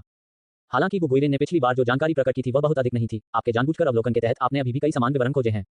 उदाहरण के लिए, इस मार्शल इंपीरियल राजकुमार का जन्म इंपीरियल राजवंश में हुआ था और चाहे वह पारिवारिक प्रभाव के कारण हो या उसके व्यक्तिगत चरित्र के कारण, उसके पास मानक इंपीरियल जब चालाक खरगोश मर जाता है तो शिकारी कुत्ते पक जाते हैं मानसिकता भी थी जिसे आप अपने पिछले जीवन से जानते थे। यदि यह बेकार है तो इसे दोबारा उपयोग करने की कोई आवश्यकता नहीं है। आम लोगों से लिया गया, इस राजा द्वारा उपयोग किया गया। ये उनके तकिया कलाम और उनके जीवन का सिद्धांत थे। उनके शाही परिचारकों में से एक ने एक बार एक खजाना हासिल कर लिया था, लेकिन इसे उन्होंने तुरंत ले लिया और बाद में परिचारक को सेवानिवृत्ति विभाग में भेज दिया गया। जब एक पुराना नौकर जिसने 20 वर्षों से अधिक समय तक उसकी सावधानीपूर्वक देखभाल की थी अपने गृहनगर लौटने के लिए विदाई दी तो एक सामान्य व्यक्ति दशकों की दोस्ती से कुछ सेवानिवृत्ति वेतन देगा, लेकिन वू गुइरेन ने अपना सिर हिलाया। वह अब मेरा नौकर नहीं है, उसका मुझसे कोई लेना देना नहीं है। यह विशेष रूप से जघन्य नहीं है, और हाँ, अगर वह पूरी तरह से खलनायक दुष्ट व्यक्ति होता तो वह सुप्रीम नहीं बन पाता। सुप्रीमों के बीच कोई भी पूरी तरह से बुरे व्यक्ति नहीं है, लेकिन घृणित चरित्र वाले लोग हैं और वू गुइरेन उनमें से एक है। इसके अतिरिक्त सबूत का एक और मजबूत टुकड़ा था। इस बच्चे को वीडियो रिकॉर्ड करने और अपने अधीनस्थों की निगरानी करने के लिए गोल्डन स्पिरिट उत्पादों का उपयोग करना पसंद था। यू शॉ ने याद किया कि यू जीयू के अनुकरण में वास्तव में यह उल्लेख किया गया था कि वू गुइरेन ने कैमरे का उपयोग किया था। एक समय ऐसा था जब यू जीयू पूरी तरह से एक राक्षस में बदल गया था। वू गुइरेन ने गुप्त रूप से छिपकर उस स्थान पर रिकॉर्डिंग उपकरण स्थापित कर दिए जहां यू जीयू को सील कर दिया गया था। अध्याय 180। एक और समय था जब दानव जीयू ने वू गुइरेन का सामना किया। इसी तरह उन्होंने एक मानव जाति के नायक के दानव में तब्दील होने और अंततः उसके द्वारा परास्त होने का वीडियो रिकॉर्ड करने के लिए एक गोल्डन स्पिरिट कैमरा निकाला। अध्याय 181। उनका व्यक्तित्व मेल खाता है, ये छोटी छोटी तरकीबें भी मेल खाती हैं और उनके पास उत्कृष्ट प्रतिभा है जो उन्हें सर्वोच्च बना सकती है। साथ ही यह बिल्कुल सही समय पर उपस्थिति है। ये वह है, उससे गलती करना लगभग असंभव है। आपने उपहास किया, भले ही मैं गलत हूं, इससे कोई फर्क नहीं पड़ता, वह वैसे भी एक अच्छा इंसान नहीं है। गोल्डन स्पिरिट खनिज उत्पत्ति। ईमानदारी से कहूं तो ये समझ में नहीं आया कि आपने हमेशा कुछ अजीब पात्रों की उपस्थिति पर ध्यान क्यों दिया और संबंधित जानकारी आदि क्यों प्रदान की। लेकिन ये सिर्फ एक छोटा सा चौथा क्षेत्र स्वर्ण आत्मा था और आप सुप्रीमो के प्रमुख थे, इसलिए इसे सिर्फ आदेशों का पालन करना था। उदाहरण के लिए, जिसकी आप अब तलाश कर रहे हैं, उसके संबंध में वु गुइलिन के जन्म से पहले ही आपने ये निर्देश दिया था, यदि वु गुइलिन नाम का कोई व्यक्ति मानव जाति में दिखाई देता है और इस बात की बहुत अधिक संभावना है कि वह भविष्य में ओवरलॉर्ड स्तर या उससे ऊपर का एक उत्कृष्ट मार्शल आर्टिस्ट बन जाएगा, तो मुझे तुरंत सूचित करें। और पहले विंड थंडर स्वॉर्ड पवेलियन के 2 की तरह। पांचवां अपडेट 388 झेगू प्रतियोगिता के लिए पुरस्कार। उदाहरण के लिए, किलोर अध्याय 114 और टाई यंगकोंग अध्याय 122 नाम के लोग भी हैं। उनके बारे में अभी तक कोई प्रासंगिक खबर नहीं है और यदि आप उन्हें ढूंढ भी लेते हैं तो आपको पता चलेगा कि वे लोग नहीं हैं जिन्हें आप ढूंढ रहे हैं। यूनशॉट, ऐसा लगता है कि मैंने दुनिया को बहुत अधिक बदल दिया है, जिसके कारण वे शुरू से ही पैदा नहीं हुए हैं। उसी वर्ष आपने वु गुइलिन से निपटने का फैसला किया और मार्शल इंपीरियल राजवंश में पहुंचे। इस समय मार्शल इंपीरियल राजवंश सच्ची मार्शल प्रतियोगिता आयोजित कर रहा था। 100 वर्ष से कम आयु के सभी मार्शल कलाकार भाग ले सकते हैं। सबसे कमजोर प्रतियोगी ग्रैंड मास्टर थे, अधिकांश ग्रेट ग्रैंड मास्टर थे और इनेट मार्शल आर्टिस्ट असंख्य नहीं थे, जो केवल आधा प्रतिशत थे। जो लोग 100 वर्षों के भीतर इनेट की ओर आगे बढ़ सकते थे, उन्हें एक जो डोमेन में मामूली प्रतिभाशाली माना जाता था। जहां तक उन लोगों की बात है जो 100 साल के भीतर दिव्य बन गए, इसका मतलब है कि वे कम उम्र में नहीं मरेंगे और उनके डोमिनेटर बनने की उच्च संभावना थी। हालांकि इस ट्रू मार्शल कॉम्पिटिशन में प्रतियोगियों के बीच कोई सेलेस्टियल नहीं था। वु गुइलिन एक प्रतियोगी नहीं थे, वह विशेष अतिथि थे जिन्होंने चैंपियन को पुरस्कार प्रदान करने के लिए अंत में शाही राजवंश का प्रतिनिधित्व किया था। जब आप मार्शल इंपीरियल राजवंश में पहुंचे तो सच्ची मार्शल प्रतियोगिता पहले से ही आधी से ज्यादा हो चुकी थी। बस समय गुजारने के लिए आपने फाइनल मैच देखने में एक दिन बिताया। विजेता की हड्डियां टूट गईं और मांसपेशियां फट गईं। जब उसने दूसरे स्थान पर रहे प्रतिद्वंद्वी को हराया तब से लेकर उसे पुरस्कार प्राप्त करने तक केवल आधा घंटा ही बीता था। हालांकि इस अवधि के दौरान उसने अपनी कुछ चोटों को ठीक करने के लिए गुप्त दवाएं ली, फिर भी वह पुरस्कार प्राप्त करने के लिए मंच पर लंगड़ाते हुए आया। विजेता जुगेकोंग है। जुगेकोंग, दर्शकों की ओर से खुशी की लहर दौड़ गई और आपने भी तालियों की गड़गड़ाहट में योगदान दिया। जब आप कल पहुंचे तो आपने सेमीफाइनल और फाइनल देखना समाप्त कर लिया था। हालांकि चैंपियन जुगेकोंग सेंट बॉडी के बिना एक साधारण इनेट परफेक्शन था, वह वास्तव में निर्दयी था। सेमीफाइनल से फाइनल तक उसने अपने प्रतिद्वंद्वी एक संत शरीर वाले जनजात को आत्मसमर्पण करने के लिए मजबूर करने के लिए बेरहमी की लहर पर भी भरोसा किया। हालांकि वह कमजोर है, वह वास्तव में समर्पित है, पुरस्कार सुयोग्य है। जब पुरस्कार देने का समय हुआ, वु गुइलिन पहुंचे। वह पिछले कुछ दिनों से यहाँ नहीं थे, केवल उनके पुरस्कार प्रदान करने की खबर फैली थी और वह आज सुबह ही इस ट्रू मार्शल कॉम्पिटिशन के लिए प्रतियोगिता स्थल पर पहुंचे थे। आप बस यहीं उसका इंतजार कर रहे थे, उसे बीच में रोकने में बहुत आलसी थे। वु गुइलिन के चेहरे पर एक सामंजस्यपूर्ण वसंत जैसी मुस्कान थी जो उनके अंतर्निहित ठंडे और क्रूर स्वभाव को प्रकट नहीं कर रही थी। प्रतियोगिता के मेजबान ने जोर से घोषणा की, आगे हम 7वें राजकुमार प्रिंस गुइलिन का स्वागत करें। 7वां राजकुमार हमारे मार्शल इंपीरियल परिवार में इस पीढ़ी के मार्शल दाव एप्टीट्यूड में सबसे उत्कृष्ट व्यक्ति है। वह जन्म से ही सहज रूप से पवित्र शरीर की जागृति से गुजरा और उसकी योग्यता और समझने की क्षमता बचपन से ही आश्चर्यजनक रही है। वह सर्वोच्च योग्यता के साथ एक अद्वितीय विलक्षण व्यक्ति है। हर कोई तालियों की गड़गड़ाहट। मैंने सोचा कि यह एक शानदार स्वागत था। चारों ओर से ताली बजाने की आवाजें आ रही थी, इससे भी अधिक तीव्र जब जुगेकोंग ने अभी चैंपियनशिप जीती थी, क्योंकि वु गुइलिन एक राजकुमार थे, उनके डोमिनेटर। इसके अलावा जुगेकोंग के भविष्य में डोमिनेटर के लिए आगे बढ़ने की संभावना अधिक नहीं थी। वु गुइलिन से कहीं अधिक अतुलनीय, जो वर्षों से सुर्खियों में थे, जिनके बारे में कहा जाता था कि उनका डोमिनेटर बनना तय था और उनमें सुप्रीम बनने की क्षमता थी। बेशक जुगेकोंग अभी भी हर किसी की नजर में बहुत अच्छा था, ये सिर्फ इतना था कि वु गुइलिन बहुत ऊंचे स्तर पर था। तुम हाथ पर हाथ धरे खड़े रहे, इन बातों पर ध्यान नहीं दिया। आप पर जुगेकोंग की अच्छी छाप थी, इसलिए आप उनके पुरस्कार समारोह को बर्बाद नहीं करेंगे। पुरस्कार प्राप्त करने के बाद वु गुइलिन से निपटने में बहुत देर नहीं होगी। 2 परिचारक एक लकड़ी का बक्सा आगे ले गए और वु गुइलिन ने बक्सा ले लिया। अंदर इस प्रतियोगिता का पुरस्कार था एमरल्ड फ्लेम स्टील का एक टुकड़ा, एक उत्कृष्ट हथियार फोर्जिंग सामग्री और कई दिव्य लोगों के लिए भी एक दुर्लभ खजाना। वु गुइलिन ने प्रतियोगिता की निष्पक्षता दिखाने के लिए दर्शकों को पुरस्कार प्रदर्शित किया और कोई नकली पुरस्कार प्रस्तुत नहीं किया गया। दर्शकों में से कई सामग्री विशेषज्ञ आश्चर्य से हौंफने लगे। एक 10 सितारा emerald flame steel, my heavens, क्या इस सच्ची मार्शल प्रतियोगिता में इतना खर्च हो रहा है? अतीत में 9 सितारा पहले से ही बहुत अच्छा था, 10 सितारा, इसका उपयोग दिव्य शिखर तक किया जा सकता है। वु गुइलिन ने ये सुनकर भौहें चढ़ा दी। उसका फिगर थोड़ा रुक गया। हालांकि वह यहाँ पुरस्कार प्रदान करने के लिए आए थे और उन्हें पता था कि यह पुरस्कार एमरल्ड फ्लेम स्टील है, लेकिन उन्हें नहीं पता था कि पुरस्कार की गुणवत्ता वास्तव में 10 सितारा थी। उसने बॉक्स में देखा और उसकी पुतलियां फैल गईं। ये 10 सितारा नहीं था, यह एमरल्ड फ्लेम स्टील भी नहीं था, यह एमरल्ड फ्लेम हॉट स्टील था। यह सिर्फ इतना था कि यह आइटम एमरल्ड फ्लेम स्टील के समान था, सटीक रूप से यह एमरल्ड फ्लेम स्टील का सह उत्पाद था और इसका बेहतर विकल्प भी था। साधारण महान सामग्री विशेषज्ञ एमरल्ड फ्लेम स्टील और एमरल्ड फ्लेम हॉट स्टील के बीच अंतर नहीं कर सके, क्योंकि यह कॉमन सेंस फॉर्मेशन द्वारा दी गई जानकारी का हिस्सा नहीं था और इसके अलावा अधिकांश पुस्तकों में कोई प्रासंगिक डेटा नहीं था। यह बहुत अस्पष्ट था। हालांकि वु गुइलिन को एक हथियार के लिए इस वस्तु की आवश्यकता थी जिसे वह हाल ही में परिष्कृत कर रहे थे। उन्होंने विशेष रूप से एमरल्ड फ्लेम हॉट स्टील पर भी शोध किया था और सक्रिय रूप से इसे एकत्र कर रहे थे। यह सिर्फ इतना था कि यह सामग्री बहुत दुर्लभ थी, वह इसे शाही राजवंश की आंतरिक तिजोरी में नहीं पा सका। उन्होंने इसे 10 सितारा एमरल्ड फ्लेम स्टील से प्रतिस्थापित करने पर भी विचार किया था। उन्होंने यहाँ इसका सामना करने की कभी उम्मीद नहीं की थी। अगर एमरल्ड फ्लेम हॉट स्टील को एक मौलिक ऊर्जा हथियार में बनाया गया तो यह प्रारंभिक चरण के प्रभुत्वकर्ताओं के लिए भी काफी लाभकारी होगा। विचारों की दौड़ के साथ वु गुइलिन की आंखों में स्पष्ट लालच दिखाई दिया। हाँ, ये वास्तव में पूर्ण 10 सितारा गुणवत्ता वाला एक शीर्ष श्रेणी का एमरल्ड फ्लेम स्टील है। मेजबान की आवाज ऊंची थी। इसके बाद हम 7वें राजकुमार को प्रस्तुति देने के लिए आमंत्रित करते हैं। वु गुइलिन की नजर हल्के से मेजबान पर पड़ी, जिससे उसे एक बतख की तरह महसूस हुआ जिसकी गर्दन दबाई जा रही थी और उसकी जोर से घोषणा अचानक रुक गई। नीचे मौजूद भीड़ कुछ हद तक हतप्रभ थी। जुगेकोंग, जो पुरस्कार लेने के लिए तैयार होकर अपने हाथ उठा रहे थे, उनकी मुस्कुराहट रुक गई। वु गुइलिन जुगेकोंग के पास पहुंचे, उनके होंठ हल्के से हिल रहे थे जिससे मौलिक ऊर्जा संचारित हो रही थी। कुछ चीजें आपके रखने के लिए नहीं होती हैं। एमरल्ड फ्लेम हॉट स्टील का ये टुकड़ा आपको मिलने वाली राशि से अधिक है और इसे उपयोग करने के योग्य किसी व्यक्ति को दिया जाना चाहिए। जहां तक आपके पुरस्कार की बात है, इसके बाद मैं आपको पिछले वर्षों के प्रतियोगिता पुरस्कारों के अनुसार 9 सितारा एमरल्ड फ्लेम स्टील प्रदान करूंगा। पुरस्कारों का सर्वोत्तम उपयोग किया जाना चाहिए। मुझे आशा है कि आप इसे समझ सकते हैं और इसे बर्बाद नहीं कर सकते। उसका हाथ जुगेकोन के कंधे पर था। उसकी अभिव्यक्ति सौम्य थी। जुगेकोन ने अपनी मुस्कान वापस ले ली और बहुत देर तक चुप रहा, जब तक कि उसके कंधे पर हाथ और जोर से न दब गया। तभी जुगेकोन ने सिर हिलाया। बुगुइलिन मुस्कुराने लगे, मानो उनसे प्रभावित होकर मेजबान भी मुस्कुराने लगे।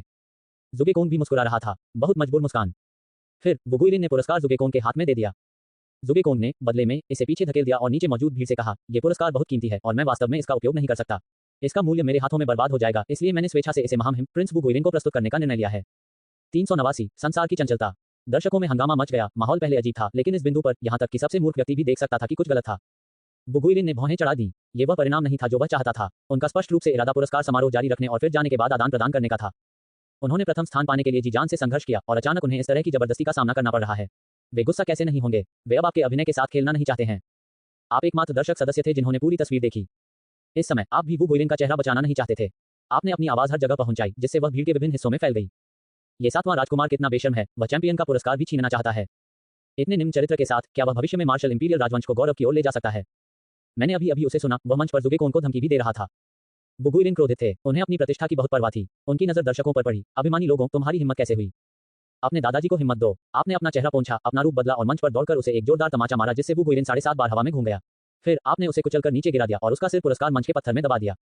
बाद में आपने आकाश की ओर हथेली का प्रहार किया। एक विशाल भारी क्यूई ब्लेड ने हजारों मील की दूरी तक उड़ान भरी, जिससे जमीन से 30,000 मील ऊपर समतापमंडलीय पवन बेल्ट में एक बड़ी दरार कट गई। यह आपके द्वारा गणना की गई थी, जो एक पीक ओवलॉर्ड की पूरी शक्ति के 15 गुना के बराबर है। आपने खुद को सर्वोच्च के नीचे लगभग अजय अस्तित्व के रूप में प्रदर्शन किया, ये दावा करते हुए कि आप इस निम्न स्तरीय शाही राजवंश को बर्दाश्त नहीं कर सकते। फिर आपने घोषणा की कि आप इस प्रतियोगिता के चैंपियन की रक्षा करेंगे। यदि मेरे जाने के बाद आप उसके खिलाफ जवाबी कार्रवाई करने का साहस करते हैं, तो इस वरिष्ठ को निर्दयी होने का दोष न दें। फिर आप चले गए और सुप्रीम पैलेस से 5 साल की छुट्टी के लिए आवेदन किया और मार्शल इंपीरियल राजवंश में लौट आए। छोटे बुगुइलिन, क्या तुमने सोचा था कि केवल एक थप्पड़ और सिर पर प्रहार से इसका अंत हो जाएगा? आने वाले दिनों में तुम्हें बहुत कष्ट सहना पड़ेगा। यूनशॉट, तरबूज के बीज खाना। यह एक सेटअप है, असली सुप्रीम का सेटअप है। यह मानव जाति का कुलपति, प्रथम सर्वोच्च है, जो एक योजना स्थापित कर रहा है। उसके बाद हर हफ्ते आप बुगुइलिन के सार का 1% निकालने के लिए सटीक समय निर्धारित करेंगे। बुगुइलिन को भी एक उच्च सार विरासत में मिला और वह उस समय पूर्वज पवित्र निकायों के समूह में सर्वोच्च थे, 2.27 गुना। इसका मतलब यह है कि उसके सार को उसके मूल विनिर्देश में वापस लाने में कामयाब होने से पहले शेविंग में पूरे 2 साल लग गए। 3259 में बुगुइलिन ने विभिन्न तरीकों की सख्त तलाश की। उसे लगा कि उसे कोई अजीब बीमारी हो गई है, लेकिन उसे इसका इलाज करने का कोई तरीका नहीं मिल रहा था।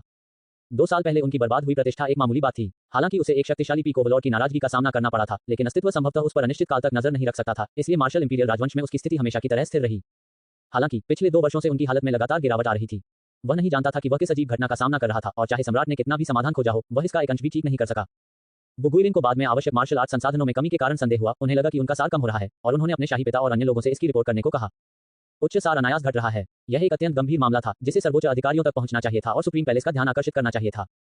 लेकिन प्रक्रिया का एक चरण पूरा होने से पहले ही आपके दृश्यमान बड़े हाथ द्वारा संदेश को आधे रास्ते में ही रोक लिया गया था। जब भी बुगुइलिन ने अपना गोल्डन स्पिरिट कंप्यूटर खोला, तो उन्होंने जो उत्तर देखा वह था प्रोसेसिंग। वह धीरे धीरे टूट गया। 3260 में बुगुइलिन का सार 65% तक गिर गया। शाही परिवार द्वारा उनकी पूरी तरह से उपेक्षा की गई थी। उसकी मूल सर्वोच्च क्षमता अब एक अधिपति के अधीन हो गई थी। यहां तक कि उसके पवित्र शरीर के साथ यह उसे अधिक से अधिक उन लोगों की तुलना में थोड़ा मजबूत बना देगा जिनके पास ऐसा नहीं है। 3261 में बुगुइलिन का सार 0.25 गुना तक गिर गया। आपके विभिन्न गुप्त हथकंडों के तहत केवल कुछ ही लोग जो वास्तव में उसकी परवाह करते थे अप्रभावित रहे।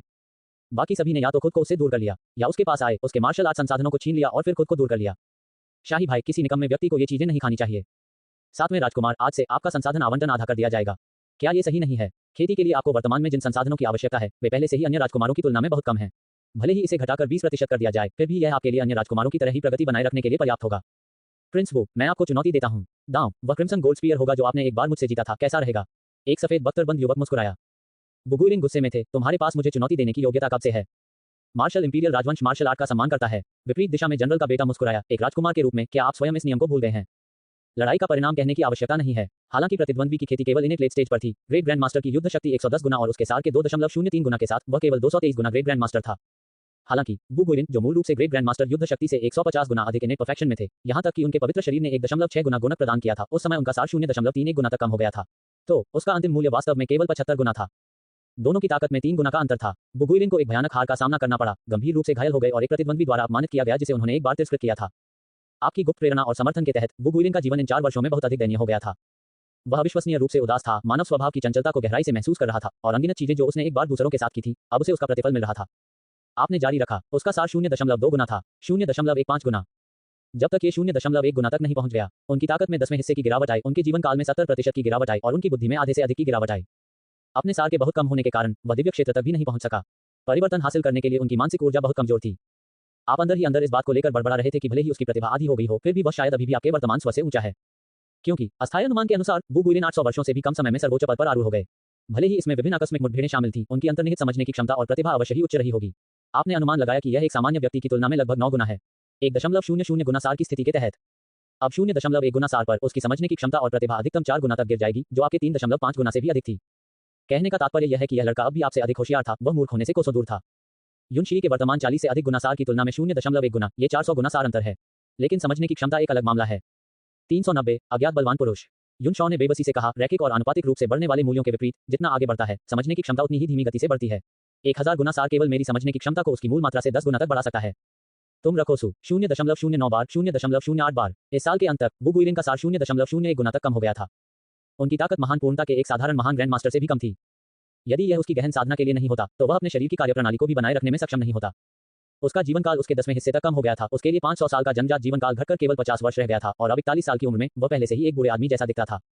लेकिन उनकी समझने की क्षमता और प्रतिभा अभी भी एक सामान्य व्यक्ति से दोगुनी है। उनकी सारी पूर्ण शक्ति और उच्च भावनाएं धूल में मिल गईं और वू गुइलिन पूरी तरह से अपंग हो गए।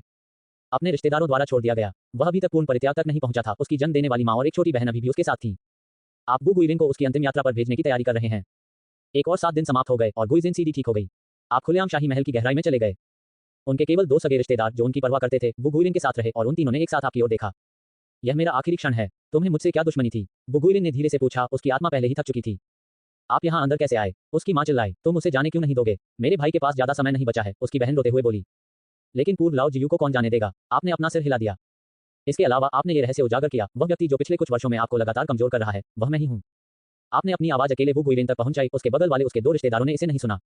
वू गुइलिन की आंखें चौड़ी हो गईं। अगर यह आधा साल पहले होता तो वह आपको मुक्का मार देता, लेकिन अब उसके पास केवल निराशा और भ्रम है। क्यों?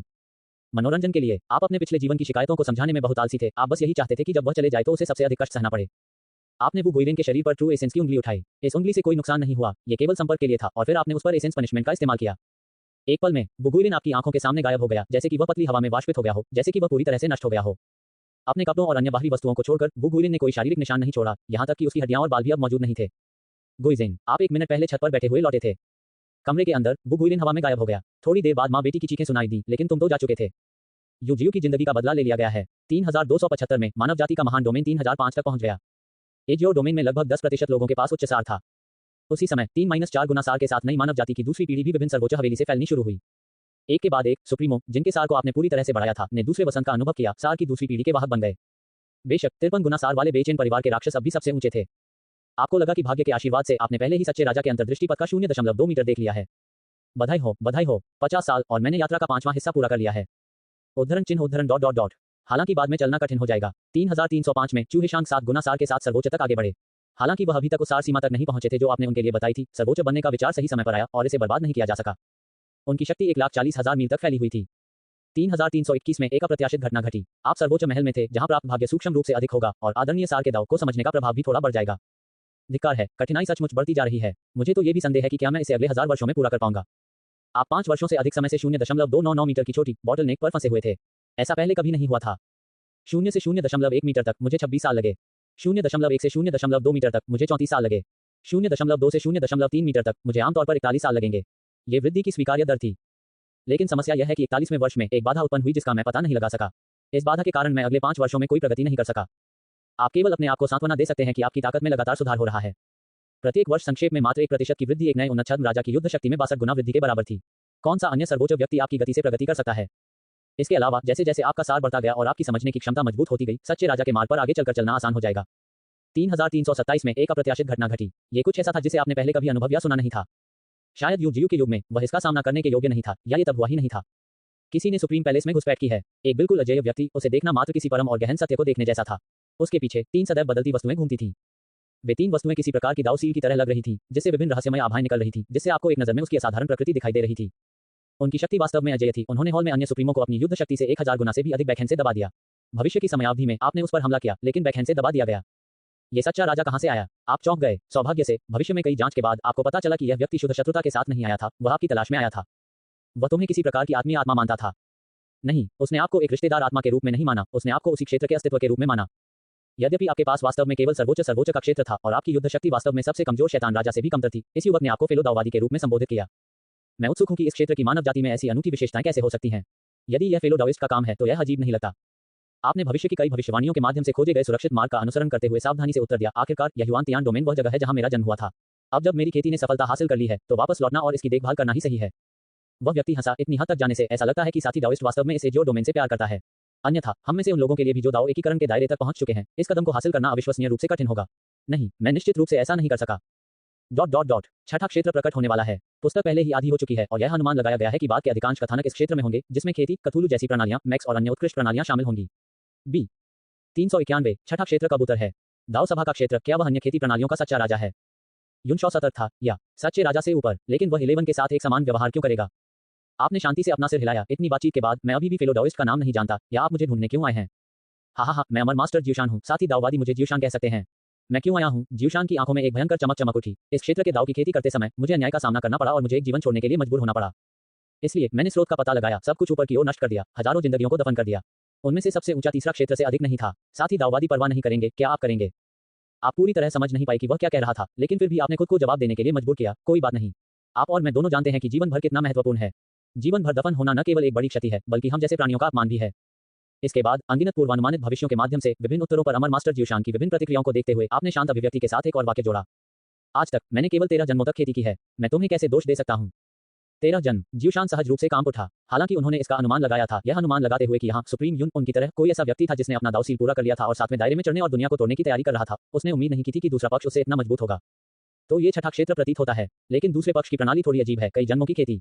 क्या पुनर्जन्म और पुनर्जन्म की कोई अवधारणा है, या यह मॉर्टल्स जैसी सेटिंग है? ज्यूशान ने अब तक 37,000 वर्षों तक खेती की थी, फिर भी उसने मुश्किल से 3 जीवनकाल पूरे किए थे। अपने चौथे जीवनकाल में उन्होंने इस एजियो डोमेन के दाव को चुनने का निर्णय लिया था, लेकिन शुरू करने से पहले ही उनकी मृत्यु हो गई। वह भी इन्हें दायरे में पहुंचा ही था कि उसे यहाँ मानव जाति की ताकतों द्वारा बार बार परेशान किया गया, जिससे उसे इस जीवनकाल को नष्ट करने, अपने 3 जन्मों की शक्ति को बहाल करने और निर्णायक रूप से जवाबी कार्रवाई करने के लिए मजबूर होना पड़ा। तब उन्हें पता चला कि सर्वोच्च यून के आशीर्वाद के कारण यहाँ की सभी मानव जाति के पास एक प्राकृतिक दाव बॉडी पवित्र शरीर है। उसने सोचा कि ऐसी महान शक्ति में सक्षम किसी को भी उसके जैसा छठे क्षेत्र का प्राणी होना चाहिए, जो गहन दाव को नियंत्रित करता हो।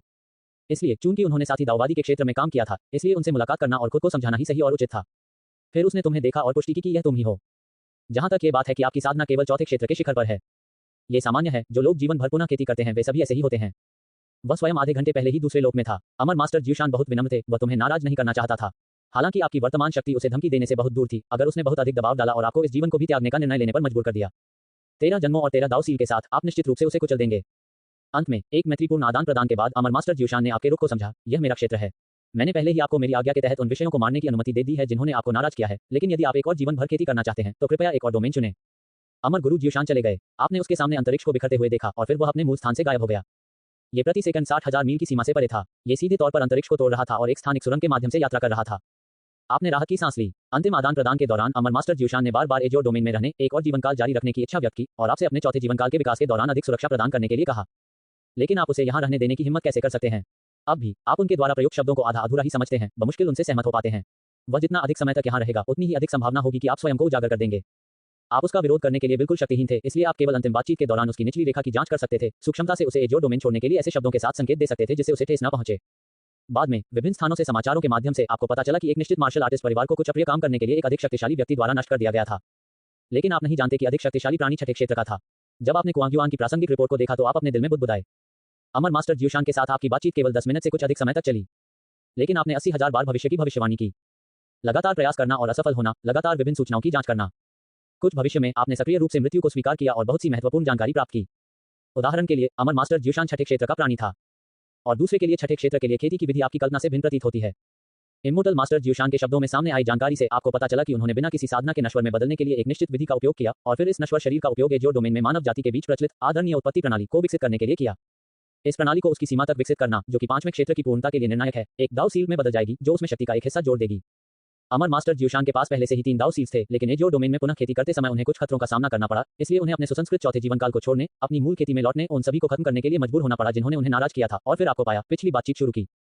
छठा क्षेत्र अनगिनत प्रणालियों को विकसित करने, दाव सील्स को एक एक करके संघनित करने, जिससे दाव कानूनों की एक श्रृंखला बनाने के बारे में है। प्रत्येक खेती प्रणाली एक कानून या नियम के एक टुकड़े का प्रतीक है। सह अस्तित्व के लिए उन्हें दाव सील्स में संघनित किया जाना चाहिए। 2 प्रणालियों को एक साथ विकसित करने से कानून में टकराव होगा। जब दाव सील्स की संख्या एक निश्चित मात्रा तक पहुंच जाती है तो एक पूर्ण इकाई का गठन किया जा सकता है, साथ में दायरे में प्रवेश और एक अस्तित्व बन सकता है जो दुनिया को पार करता है। यूं शॉ उसे लगा कि यह थोड़ा अमूर्त है। हालांकि पुनः खेती पूरी तरह से शून्य से शुरू नहीं होती है। ऐसा लगता है कि किसी को मूल पवित्र शरीर और दैवीय क्षमता विरासत में मिल सकती है और विभिन्न साधना प्रणालियों पर फिर से चलने पर इसका बार बार विकास होगा। तो कभी-कभी कोई व्यक्ति जो अचानक 30 फोल्ड कॉम्बैट बॉडी के साथ इन्हें किया यहां तक कि सामान्य व्यक्ति क्षेत्र में प्रकट होता है, मुझे छोड़कर एक फिर से विकसित होने वाला बड़ा शॉट होता है।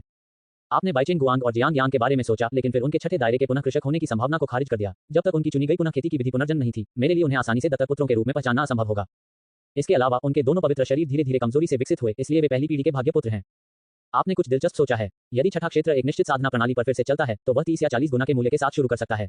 फिर जब तक वह इस जीवन काल को समाप्त करता है, उसका पवित्र शरीर लगातार विकसित हो चुका होगा, संभवतः 60 गुना तक पहुंच जाएगा। इस तरह उसका तीसरा राउंड 60 गुना के मान से शुरू होगा और उसका चौथा राउंड 90 गुना के मान से शुरू होगा। और यह केवल पवित्र शरीर और दैवीय क्षमता की विरासत नहीं है, इसमें पहले से संघनित दाव सील भी शामिल है जो कुछ विशेष क्षमताएं प्रदान करेगी। उदाहरण के लिए स्वर्ग और मानव क्षेत्र में यदि मेरे पास एक निश्चित अमर साधना प्रणाली से संघनित दाव सील है तो मैं मौलिक ऊर्जा का उपयोग कुछ संबंधित अमर साधना मंत्र जैसे अदृश्यता मंत्र सीधे शैतान राजा को निष्क्रिय करने के लिए कर सकता हूं। जागृति क्षमता। आखिरकार यह एक दुष्ट जैसा है। चौथा अद्यतन। साथ ही हर कोई कृपया गलत न समझें। वास्तव में 9 क्षेत्र हैं, लेकिन जैसे जैसे बाद के चरणों में मूल्य और क्षेत्र ऊंचे होते जाते हैं, प्रतिद्वंद भी तेजी से दुर्लभ होते जाते हैं। 7वां और 8वां क्षेत्र आसानी से गोभी की तरह असंख्य नहीं हो जाएंगे, इसलिए प्रगति को तेज करने की जरूरत है। 392 अंतर्दृष्टि। अंतर्दृष्टि। वर्ष 3328 में आपकी आयु 473 वर्ष है, जिसका सार 44.89 गुना है। आपका 1 मीटर का ट्रू किंग्स पाथ अंततः 0.3 मीटर तक पहुंच गया। फिलहाल कोई अड़चन नहीं है और आप तेजी से आगे बढ़ते रहेंगे। वर्ष 3341 में करने के लिए कुछ न होने पर आप 100 रेसेस बैटलफील्ड में प्रवेश कर गए। एजियो डोमेन में द 100 रेसेस बैटलफील्ड पर प्रतिबंध है, सच्चे राजा प्रवेश नहीं कर सकते और स्वचालित रूप से खदेड़ दिए जाएंगे। सर्वोच्च ऊपरी सीमा है। क्योंकि जियांग यांग और यांग दिंगटियन ने इस जीवन में वहां लड़ने के लिए कोई नियुक्ति नहीं की थी, नहीं वे ट्रू किंग के पास पहुंचे और युद्ध के मैदान को ध्वस्त कर दिया, जिससे इसे पुनर्गठित किया गया। इसलिए इसे असंख्य दौड़ युद्ध क्षेत्र में अपग्रेड नहीं किया गया। वर्तमान 100 रेस बैटलफील्ड एक मानव जाति का एकाधिकार है और एक ऐसा स्थान भी है जहां मानव जाति अपनी तरह के बीच आंतरिक वध पर प्रतिबंध हटाती है। एजियो डोमेन में 2 शत्रु जातियों याओ रेस और डेविल रेस के पिछले अस्तित्व के कारण आंतरिक मानव जाति वध निषिद्ध था। यदि कोई मारना या लड़ना चाहता है तो उसे याओ रेस और डेविल रेस को खत्म करना होगा। अब जब याओ रेस और डेविल रेस अस्तित्व में नहीं है तो मार्शल कलाकारों का संचित दबाव स्वाभाविक रूप से आंतरिक रूप से स्थानांतरित हो गया। भले ही विभिन्न स्थानों पर आयोजित होने वाली भव्य प्रतियोगिताओं और अखाड़ों में मृत्यु कोटा था, वे अंततः कानून के शासन के अधीन थे और प्रतिभागी अपनी शक्ति का पूरी तरह से उपयोग नहीं कर सकते थे। लेकिन 100 रेस युद्ध क्षेत्र में कोई प्रतिबंध नहीं है। ये स्थान दाव नैतिकता के बिना भूमि है।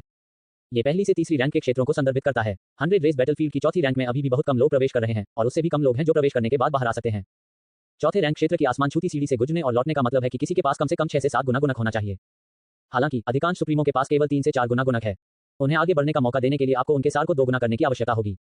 आपको विश्वास है कि अपनी वर्तमान ताकत के साथ आप थॉर्न डेविल किंग को भी हरा सकते हैं। अन्य चौथे रैंकों को तो छोड़ ही दें, यदि उनके पास वास्तव में ताकत होती तो वे पहले ही बाहर आ गए होते और 100 रेस युद्ध क्षेत्र में नहीं फंसते। 100 रेस युद्ध क्षेत्र के प्रवेश द्वार पर विस्तृत व्यक्तिगत जानकारी पंजीकृत की जानी चाहिए। ये कदम पहले मौजूद नहीं था। आप ऐसा करने का मतलब समझते हैं। सुप्रीम हॉल बाहरी तौर पर कहता है 100 रेस युद्ध क्षेत्र में साथी मानव जाति को मारना कोई अपराध नहीं है, लेकिन वास्तव में वे अभी भी ध्यान देते हैं। उदाहरण के लिए प्रवेश पर व्यक्तिगत जानकारी दर्ज करके। यदि बाद में कुछ न मिले तो ठीक है। यदि यह पता चलता है कि पंजीकरण करने वालों में वे लोग भी शामिल हैं जिन्होंने 100 रेस बैटलफील्ड में अंधाधुंध हत्या की है, तो व्यक्तियों के मिलान के बाद हालांकि कोई सीधी कार्रवाई नहीं की जाएगी, एक गुप्त नोट बनाया जाएगा जो उनके भविष्य के विकास और संभावनाओं को बहुत प्रभावित करेगा। कुछ महान ग्रैंडमास्टरों को भी हैंडबुक इत्यादि भरने की आवश्यकता होती है, लेकिन इन लेट स्टेज से ऊपर के मार्शल आर्टिस्ट जिन्होंने अपनी क्यूई को प्रारंभिक क्यूई में बदल दिया है, उन्हें इतनी परेशानी होने की आवश्यकता नहीं है। वे पहचान के लिए सीधे अपनी मौलिक क्यूई संचालित कर सकते हैं। आपने 100 रेस बैटलफील्ड के प्रवेश द्वार पर कर्मचारियों को हल्का सा झटका दिया। प्रवेश करने से पहले आपने सुरक्षित रूप से प्रवेश करने से पहले ये पुष्टि करते हुए भविष्य की भविष्यवाणी भी की थी कि प्रवेश पर घात का कोई खतरा नहीं होगा। 100 रेस बैटलफील्ड का चौथा रैंक क्षेत्र अविश्वसनीय रूप से विशाल है। आप रेगिस्तान और पीली रेत से होकर गुजरे, 1 लाख ली के बाद 1 लाख ली, लेकिन कभी किसी मानव बस्ती का सामना नहीं हुआ। चौथे रैंक क्षेत्र के अंत तक आपने पाया कि इसकी लंबाई और चौड़ाई 30 मिलियन ली से अधिक नहीं थी। सबसे कमजोर छद्म राजा पूरी गति से इसे 1 घंटे में पार कर सकता था। सर्वोच्च के लिए ये वास्तव में बड़ा नहीं है। जब आप इस क्षेत्र से गुजरे तो आपका सामना किसी भी जीवित प्राणी से नहीं हुआ, लेकिन आपके गुजरने के बाद तेजी से उत्तेजित गति ने कुछ पुराने प्राणियों को जगा दिया जो लंबे समय से सो रहे थे। वहां मानव जाति के सुप्रीम और याओ जाति के याओ आदरणीय और कुछ अन्य जातियों की चौथी रैंक थी। एक और नवागंतुक। वह कमजोर नहीं लगता। क्या वह स्वर्ग श्रेणी का अस्तित्व हो सकता है? यहाँ कई चतुर्थ रैंक हजारों, यहाँ तक कि 2 या 3 हजार वर्षों से फंसे हुए हैं। लंबे वर्षों के क्षरण के तहत वे अब उतने उत्साही नहीं है जितने पहली बार प्रवेश करते समय थे। यहाँ बहुत कम सुप्रीम हैं, केवल 20 से थोड़ा अधिक, लेकिन कम से कम वे सभी ऊपरी पृथ्वी श्रेणी के हैं। क्योंकि जो बहुत कमजोर हैं, एक बार उनके द्वारा खोजे जाने के बाद उन्हें पोषण बनने के लिए सामूहिक रूप से शिकार किया जाएगा, आशीर्वाद प्राप्त किया जाएगा। ऐसा करने से पहले टूटने की उम्मीद की जाएगी। आपने चौथे रैंक क्षेत्र में अंतर्निहित संसाधन खजाने की खोज की, लेकिन पाया कि बिना किसी अपवाद के वे सभी खाली हो गए थे, जो थोड़ा निराशाजनक था। जैसे ही आप निकलने की तैयारी करते हुए निकटतम स्काई रीचिंग लैडर की ओर चले, आप अचानक प्रकट हुए चौथे रैंक के 16 लोगों से घिरे हुए थे। उनमें से सबसे कमजोर के पास नए उन्नत छद्म राजा की तुलना में 200 गुना अधिक शक्ति थी, जबकि सबसे मजबूत के पास 1500 गुना थी। तुम्हारे पास 2,80,000 गुना है। इन 16 चतुर्थ रैंकों ने आप पर हमला किया और आपने जवाबी हमला किया। एक भी जीवित नहीं बचा। हालांकि इनमें से कई साथी आपकी तुलना में रैंक में बहुत नीचे थे, उनके पास सेंट बॉडीज और अपेक्षाकृत कमजोर डिवाइन बीस्ट ब्लड लाइन्स थे। उनमें से 16 ने मिलकर वास्तव में आपको आशीर्वाद की लहर दी। यह एक बहुत ही बुनियादी आशीर्वाद था, लेकिन इनाम ने आपकी आंखों की रोशनी बढ़ा दी, एक औषधीय गोली। यद्यपि आप नहीं जानते कि यह किस प्रकार की औषधीय गोली है, एक संक्षिप्त सूंघने के बाद आप तुरंत अपने दिमाग को स्पष्ट और अपने विचारों को अधिक सक्रिय महसूस कर सकते हैं। आपको लगा कि जैसे जैसे सुगंध खत्म होती जा रही है, औषधीय गोली के औषधीय गुण कम होते जा रहे हैं, इसलिए आपने तुरंत इसे ट्रू एसेंस से सील कर दिया और इसे अपने स्थानिक रिंग में संग्रहित कर लिया। ऐसा लगता है कि यह कुछ ऐसा है जो समझने की क्षमता में सुधार कर सकता है। चलिए इसे दाव कॉम्प्रिहेंशन पिल कहते हैं, लेकिन मुझे नहीं पता कि यह अस्थायी या स्थायी सुधार है। किसी भी स्थिति में मैं अब इसका उपयोग नहीं कर सकता। हालांकि मेरी अंतर्दृष्टि का मार्ग अब धीमा है, मैं हमेशा प्रगति कर रहा हूं। इस औषधीय गोली को समय सीमा से बचाने के लिए मैं इसका उपयोग तब करूंगा जब मुझे दोबारा किसी बाधा का सामना करना पड़ेगा। भविष्य में आपने इसका सेवन किया था, परंतु इसका औषधीय प्रभाव बहुत धीमी गति से प्रकट हुआ। यह 1 मिनट में भी पूरी तरह से घुला नहीं था, अवशोषित होना तो दूर की बात है।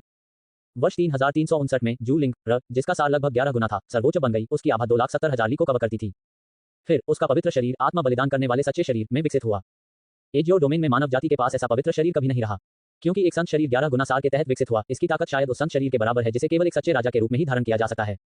जब बी चिनगुआंग सर्वोच्च बने तो उनका सार केवल 8 गुना से थोड़ा अधिक था, लेकिन उसकी सीमा 6 मिलियन ली थी। अरे, जब आपको आत्मत्याग करने वाले सच्चे शरीर के प्रभाव के बारे में पता चला तो आप चुप हो गए, क्योंकि व्यक्तिगत दृष्टिकोण से ये संत शरीर विकास नहीं बल्कि पतन है, क्योंकि इसका संख्यात्मक बोनस शून्य कर दिया गया था।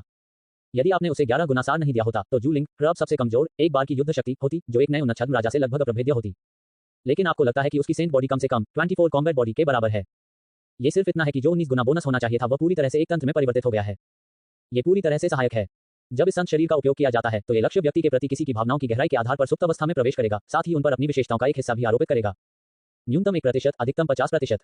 ये थोड़ा कम है ना? यह उसके पवित्र शरीर जितना अच्छा नहीं है जब वह एक आधिपत्य थी जो न केवल 8 से 9 गुना मानसिक ऊर्जा प्रदान कर सकती थी बल्कि इसे पूरी तरह से दूसरों में भी जोड़ सकती थी। युनशॉ कहने के अलावा कुछ नहीं कर सका। 393 ऐसे शिष्य से एक गुरु और क्या मान सकता है? इस आधे का क्या उपयोग है? यदि कोई सार नहीं है तो ये प्रतिद्वंद्वी को सर्वोच्च शक्ति का केवल आधा अतिरिक्त दे सकता है, जो एक अधिपति के शिखर से केवल 100 गुना है। 9 गुना मानसिक ऊर्जा से पूर्ण युद्ध शरीर के आधे हिस्से तक पतित। जूलिंगर ने इस पवित्र शरीर की क्षमता का उपयोग आप पर किया। वह गहरी नींद में सो गई, उसके शरीर में केवल हल्की सी अनुभूति बची थी। जब उसे बाहरी खतरे का एहसास होता है तो वह जबरन जाग सकती है। फिर उसकी विभिन्न विशेषताओं में से लगभग 50% आप पर हावी हो गई। आपने एक नए पदोन्नत छद्म राजा की युद्ध शक्ति से 5 गुना से थोड़ा अधिक प्राप्त किया। आपके लिए, जिसके पास लगभग 300,000 गुना है, ये लगभग नगण्य है। लेकिन आपने जो हासिल किया वह सिर्फ युद्ध शक्ति नहीं थी, बल्कि प्रतिभा और समझने की क्षमता भी थी। उद्धरण चिन्ह ... मैंने अभी जो कहा था उसे मैं वापस लेता हूं। जू लिंग र की प्रतिभा और समझने की क्षमता काफी औसत है, यकीनन 1.5 गुना।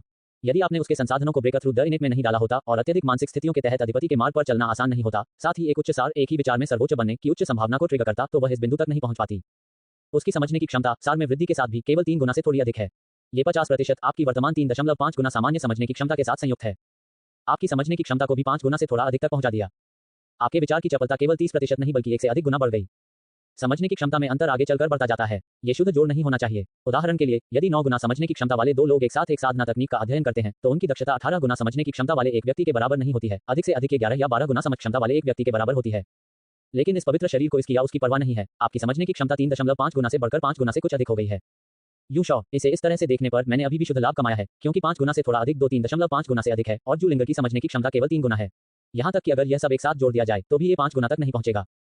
यह अफसोस की बात है कि क्योंकि यह एक बाहरी बढ़ावा है, यह मेरे गुणन कारक का आनंद नहीं ले सकता। तुमने सिर हिला दिया। अब युनशी की समझने की क्षमता एक x 3.5 जोड़ 1.5 है, न कि 1 जोड़ 1.5 बाई 3.5। सर्वोच्च सार प्रणाली को समझने में आपकी गति बहुत बढ़ गई है। यहाँ तक कि कुछ बाधाएं जो दशकों से आपके लिए बाधा बनी हुई थी, अब दूर हो गई हैं। अपने मन में अभूतपूर्व अद्वितीय ज्ञान को महसूस करते हुए अतीत के वे सभी अस्पष्ट और कठिन रास्ते जो कभी कठिन थे अब एक आसान रास्ता बन गए हैं। तुम्हें अचानक समझ आ गया। अपने बगल में शांत लड़की को देखकर आपकी हथेली ने धीरे से उसके सिर के शीर्ष को सहलाया। ऐसे शिष्य के साथ एक गुरु और क्या मान सकता है? जू लिंग र ने आपके दुलार को महसूस किया। उसने पवित्र शरीर को बाधित किया और अपनी आंखें खोली। मास्टर, आप कैसा महसूस करते हैं? 5 गुना समझने की क्षमता कमजोर हो गई, 3.5 गुना तक गिर गई। आपको तुरंत ज्ञान की एक अंतहीन धारा महसूस हुई, जैसे 39.2 डिग्री बुखार वाले एक सामान्य व्यक्ति ने अपना मुंह खोला। अब्बा 3370 में सर्वोच्च सार का मार्ग 0.4 मीटर तक पहुंच गया। बुद्धि वास्तव में बहुत उपयोगी है। बुद्धि खोना मौके पर ही मरने से भी बदतर है। आपको भावनाओं में उछाल महसूस हुआ। इस पल में आपको अचानक महसूस हुआ कि वो गुइरेन वास्तव में उल्लेखनीय थे। उनका सार 2 गुना से घटकर 0.01 गुना हो गया और उनकी समझने की क्षमता अपने उच्चतम बिंदु के छठे हिस्से तक गिर गई। हालांकि शुरुआत की तुलना में अंत में यह अभी भी एक सामान्य व्यक्ति से अधिक थी, लेकिन इसमें जमीन आसमान का अंतर था। जू लिंगर को छोड़ने के बाद ये केवल 2/3 रह गया और यहाँ तक कि ऐसा महसूस हुआ कि आप मर रहे थे। आपके विचार आधे से सुस्त हो गए, व्यवहारिक रूप से एक बड़े बेवकूफ में बदल गए। यूशॉ, वह बड़ा मूर्ख था जिसके बारे में लाओ शी ने बात की थी। 40 बार अपने सार के साथ जू लिंग र को छोड़ने के बाद उसकी समझने की क्षमता शिया से भी कम थी। बुगुइरेन आत्महत्या किए बिना उस बिंदु पर बने रह सकते थे। वह एक अविश्वसनीय रूप से मजबूत सख्त आदमी है। 3394 में सर्वोच्च सार का मार्ग 0.5 मीटर तक पहुंच गया। ये पहले की तुलना में 2 या 3 गुना अधिक तेज है। वास्तव में मेरी पिछली कचरा समझने की क्षमता के साथ मैं 2 या 3 दशकों या 3 या 4 दशकों तक 0.39 मीटर और 0.4 मीटर के बीच बॉटलनेक में फंसा रहा होगा। इसे हल करने के लिए इस औषधीय गोली के उपयोग की आवश्यकता होगी। आपने अपनी स्थानिक अंगूठी में संग्रहित दाव कॉम्प्रिहेंशन मेडिसिनल पिल निकाल ली। आपने मूल रूप से सोचा था कि ब्रेक थ्रू बॉटलनेक्स के लिए यह आपके लिए एक अच्छा सहायक होगा, लेकिन आपको अब इसकी बिल्कुल भी आवश्यकता होने की उम्मीद नहीं थी। मैं इसे बात के लिए सहेज कर रखूंगा। हो सकता है कि मैं ब्रेक थ्रू टू ट्रूकिंग के अंतिम समझ चरण के दौरान फंस जाऊंगा और फिर मुझे इसकी आवश्यकता होगी। 3405 में मानव जाति के प्रत्येक सर्वोच्च का सार आपके द्वारा 2 गुना कर दिया गया था। हाल ही में कुछ विलक्षण अधिपतियों द्वारा कई स्थान सुरक्षित किए गए थे। 2 मानव राजा भी थे। जियांग ही, जो वर्तमान में केवल 4000 वर्ष से अधिक पुराना है, आपके द्वारा उसका सार 2 गुना होने के बाद उसने अपने दायरे को कम करने के लिए अपनी किस्मत को बिखेर दिया, ताकि अगर वह सच्चे राजा के दायरे में वापस आ जाए तो वह तुरंत बुढ़ापे से न मर जाए। जहां तक दूसरे की बात है, लगभग 10,000 साल पुरानी जू शुआंगहुआ को अपने दायरे को स्थिर रूप से कम करने के लिए 4 गुना से अधिक सार की आवश्यकता होगी, लेकिन उसने अपने दायरे को कम करने से इनकार कर दिया, केवल आपसे अपने सार को 3 गुना तक बढ़ाने के लिए कहा ताकि वह बाहर घूमने की अपनी स्वतंत्रता को बनाए रख सके। उन्होंने कहा, मानव जाति के पास अंतिम तुरुप का इक्का के रूप में एक सच्चा राजा होना चाहिए। इन वर्षों में आपके अंक आवंटन का मुख्य फोकस जू लिंग पर था। उसका सार पहले ही 22 गुना बढ़ गया था। उसके प्रवर्धन के साथ आपकी पीक प्रतिभा एक और आधे से बढ़ गई। 3434 में आपको एक छोटी सी अड़चन का सामना करना पड़ा। ब्रेक थ्रू से पहले 2 महीने तक 0.6 मीटर पर अटके रहे। आपने बेई चेंगुआन के बारे में सोचा। यूजीयू अवधि के दौरान बेई चेंगुआन को सर्वोच्च से सच्चे राजा तक आगे बढ़ने में केवल 30 साल से अधिक का समय लगा। परम सर्वोच्च बनने में बिताए गए समय को छोड़कर उन्होंने शायद 1 मीटर लंबे सर्वोच्च सारपथ को समझने में केवल कुछ साल ही बिताए। लेकिन मुख्य कारण ये था, बेई चेंगुआन उस समय पवित्र युद्ध की स्थिति में था, उसे ब्रेक थ्रू के लिए मजबूर किया गया। कभी कभी अगर लोग खुद को आगे नहीं बढ़ाते हैं तो उन्हें नहीं पता होगा कि वे कितने मजबूत बन सकते हैं। अगर वह हर दिन को आपकी तरह शांति से समझे जैसे आप अभी कर रहे हैं, तो उसकी गति स्वाभाविक रूप से कम हो जाएगी, संभवतः दशकों लग जाएंगे। ये वास्तव में सच है। यदि आप हर दिन गर्मियों के होमवर्क के कुछ घंटे शांति से करते हैं तो इसे खत्म होने में 1 महीना लगेगा। लेकिन अगर आप खुद पर जोर देते हैं तो आप एक दोपहर में सब कुछ पूरा कर सकते हैं। 3500 में आप 645 वर्ष के हैं। सार 46.61 बार। जू लिंगर का सार आपके द्वारा 40 गुना तक बढ़ा दिया गया था, लगभग आपके जितना ही मजबूत, और उसकी प्रतिभा भी एक सामान्य व्यक्ति की तुलना में 5 गुना तक पहुंच गई थी। उसके प्रोत्साहन से आपकी समझने की क्षमता 6 गुना तक पहुंच गई। हालांकि समझने की क्षमता अभी भी बढ़ रही थी, सर्वोच्च सार के दाव को समझने के बाद के चरणों की बढ़ती कठिनाई के साथ वृद्धि की दर लगभग असमर्थ थी। 394 बादल, बुद्धि और दीर्घायु। यहाँ तक कि सर्वोच्च लोगों में से सर्वश्रेष्ठ के पास भी समझने की क्षमता केवल 10 गुना होती है, लेकिन यह उत्कृष्ट व्यक्ति आवश्यक रूप से अमर गुरु नहीं बन सकता है। इसे पूरी तरह से समझने के लिए उसे 1000 साल भी खर्च करने पड़ सकते हैं। युन शॉ ने विचार किया, तो आदरणीय मूल के दाव पर जितना आगे बढ़ता है, कठिनाई उतनी ही अधिक बढ़ जाती है। प्रारंभिक 0.1 मीटर सबसे उथला हिस्सा है, शायद 2 बार की समझने की क्षमता इसे पूरी तरह से समझने के लिए पर्याप्त है। लेकिन बाद में ये बुनियादी जोड़ और घटाव से लेकर कैलकुलस जैसे उन्नत गणित तक विकसित होता है। ये थोड़ा मुश्किल है। अगर 11वें सिमुलेशन में बग नहीं होता तो फ्यूचर साइट पर भरोसा करके जल्दी से बहुत समय गुजारना पड़ता, मुझे लंबा इंतजार करना पड़ता। हकीजिरो अभी तक वापस क्यों नहीं आया? आपने अजूर डोमेन में उत्सुकता से प्रतीक्षा की। क्या ऐसा हो सकता है कि छठे क्षेत्र को वास्तव में विभिन्न असाधारण प्रणालियों को बार बार विकसित करने की आवश्यकता होती है, जैसा कि अमर मास्टर ज्यूशान ने कहा था? आप मूल रूप से थोड़ा सशंकित थे ये सोचकर कि शायद अमर मास्टर ज्यूशान की खेती प्रणाली अद्वितीय थी, जिसके लिए छठे क्षेत्र में बार बार खेती की आवश्यकता होती है, जबकि अन्य प्रणालियों में ऐसा नहीं होगा। लेकिन अब ऐसा लगता है, क्या ऐसा हो सकता है कि किसी को वास्तव में विभिन्न प्रणालियों से कई दाव सील इकट्ठा करने की जरूरत है और अंत में एक दाव फल या छठे और 7वें लोगों के लिए खेती की विधि के समान कुछ संश्लेषित करना होगा? तो वह बच्चा वापस नहीं आ सकता क्योंकि वह बार बार कई दाव सील की खेती कर रहा है, या शायद वह किसी शीर्ष स्तर के बड़े संकट में फंस गया है, भागने में असमर्थ है। इस वर्ष 7वें दायरे का अस्तित्व पैदा हुआ। एक ईश्वर जैसी, संत जैसी आकृति ने दूसरी ओर से सभी क्षेत्रों को रोशन कर दिया। 7वां क्षेत्र, जिसे वसंत और शरद सह भगवान के रूप में भी जाना जाता है, को पिछले अनुकरण में अथाह जीवनकाल वाले अस्तित्व के रूप में वर्णित किया गया था। कम से कम वह 100 मिलियन वर्षों तक जीवित रह सकता है। आपको लगता है कि आप वास्तव में इस दायरे से काफी दूर हैं। समझने की क्षमता, मैं समझने की क्षमता का वह स्तर हासिल करना चाहता हूं जो जियांग के पास है। मुझे अपने सार को 1 लाख गुना तक इकट्ठा करने की आवश्यकता होगी, जिसका संयोग से मतलब है कि मुझे 100 मिलियन वर्षों तक जीना होगा। दर्द, ये बहुत दर्दनाक है। वर्ष 3510 में 5 वर्षों से अधिक समय तक 0.69 मीटर पर अटके रहने के बाद आपने अपनी एकांत खेती शुरू की। जू लिंगर ने एक बार फिर आपको सब कुछ सौंप दिया, आपके बगल में गहरी नींद में सो गया। इतनी बड़ी अड़चन का सामना करते हुए फ्यूचर साइट के अनगिनत अराजक टुकड़ों का प्रभाव लगातार कम होता गया। हर बार ये केवल 1 मिनट के बाद बाधित हो जाता था।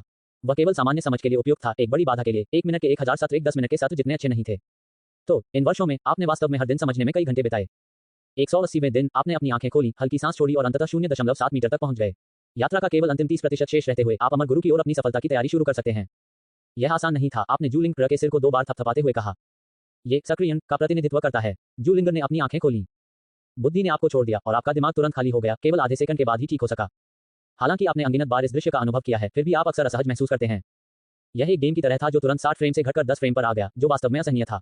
आपके विचार कछुए की तरह धीमे हो गए, लड़खड़ाने लगे और आपके दिमाग में प्रेरणा की चमक दर्जनों या सैकड़ों से घटकर मात्र मुट्ठी भर रह गई।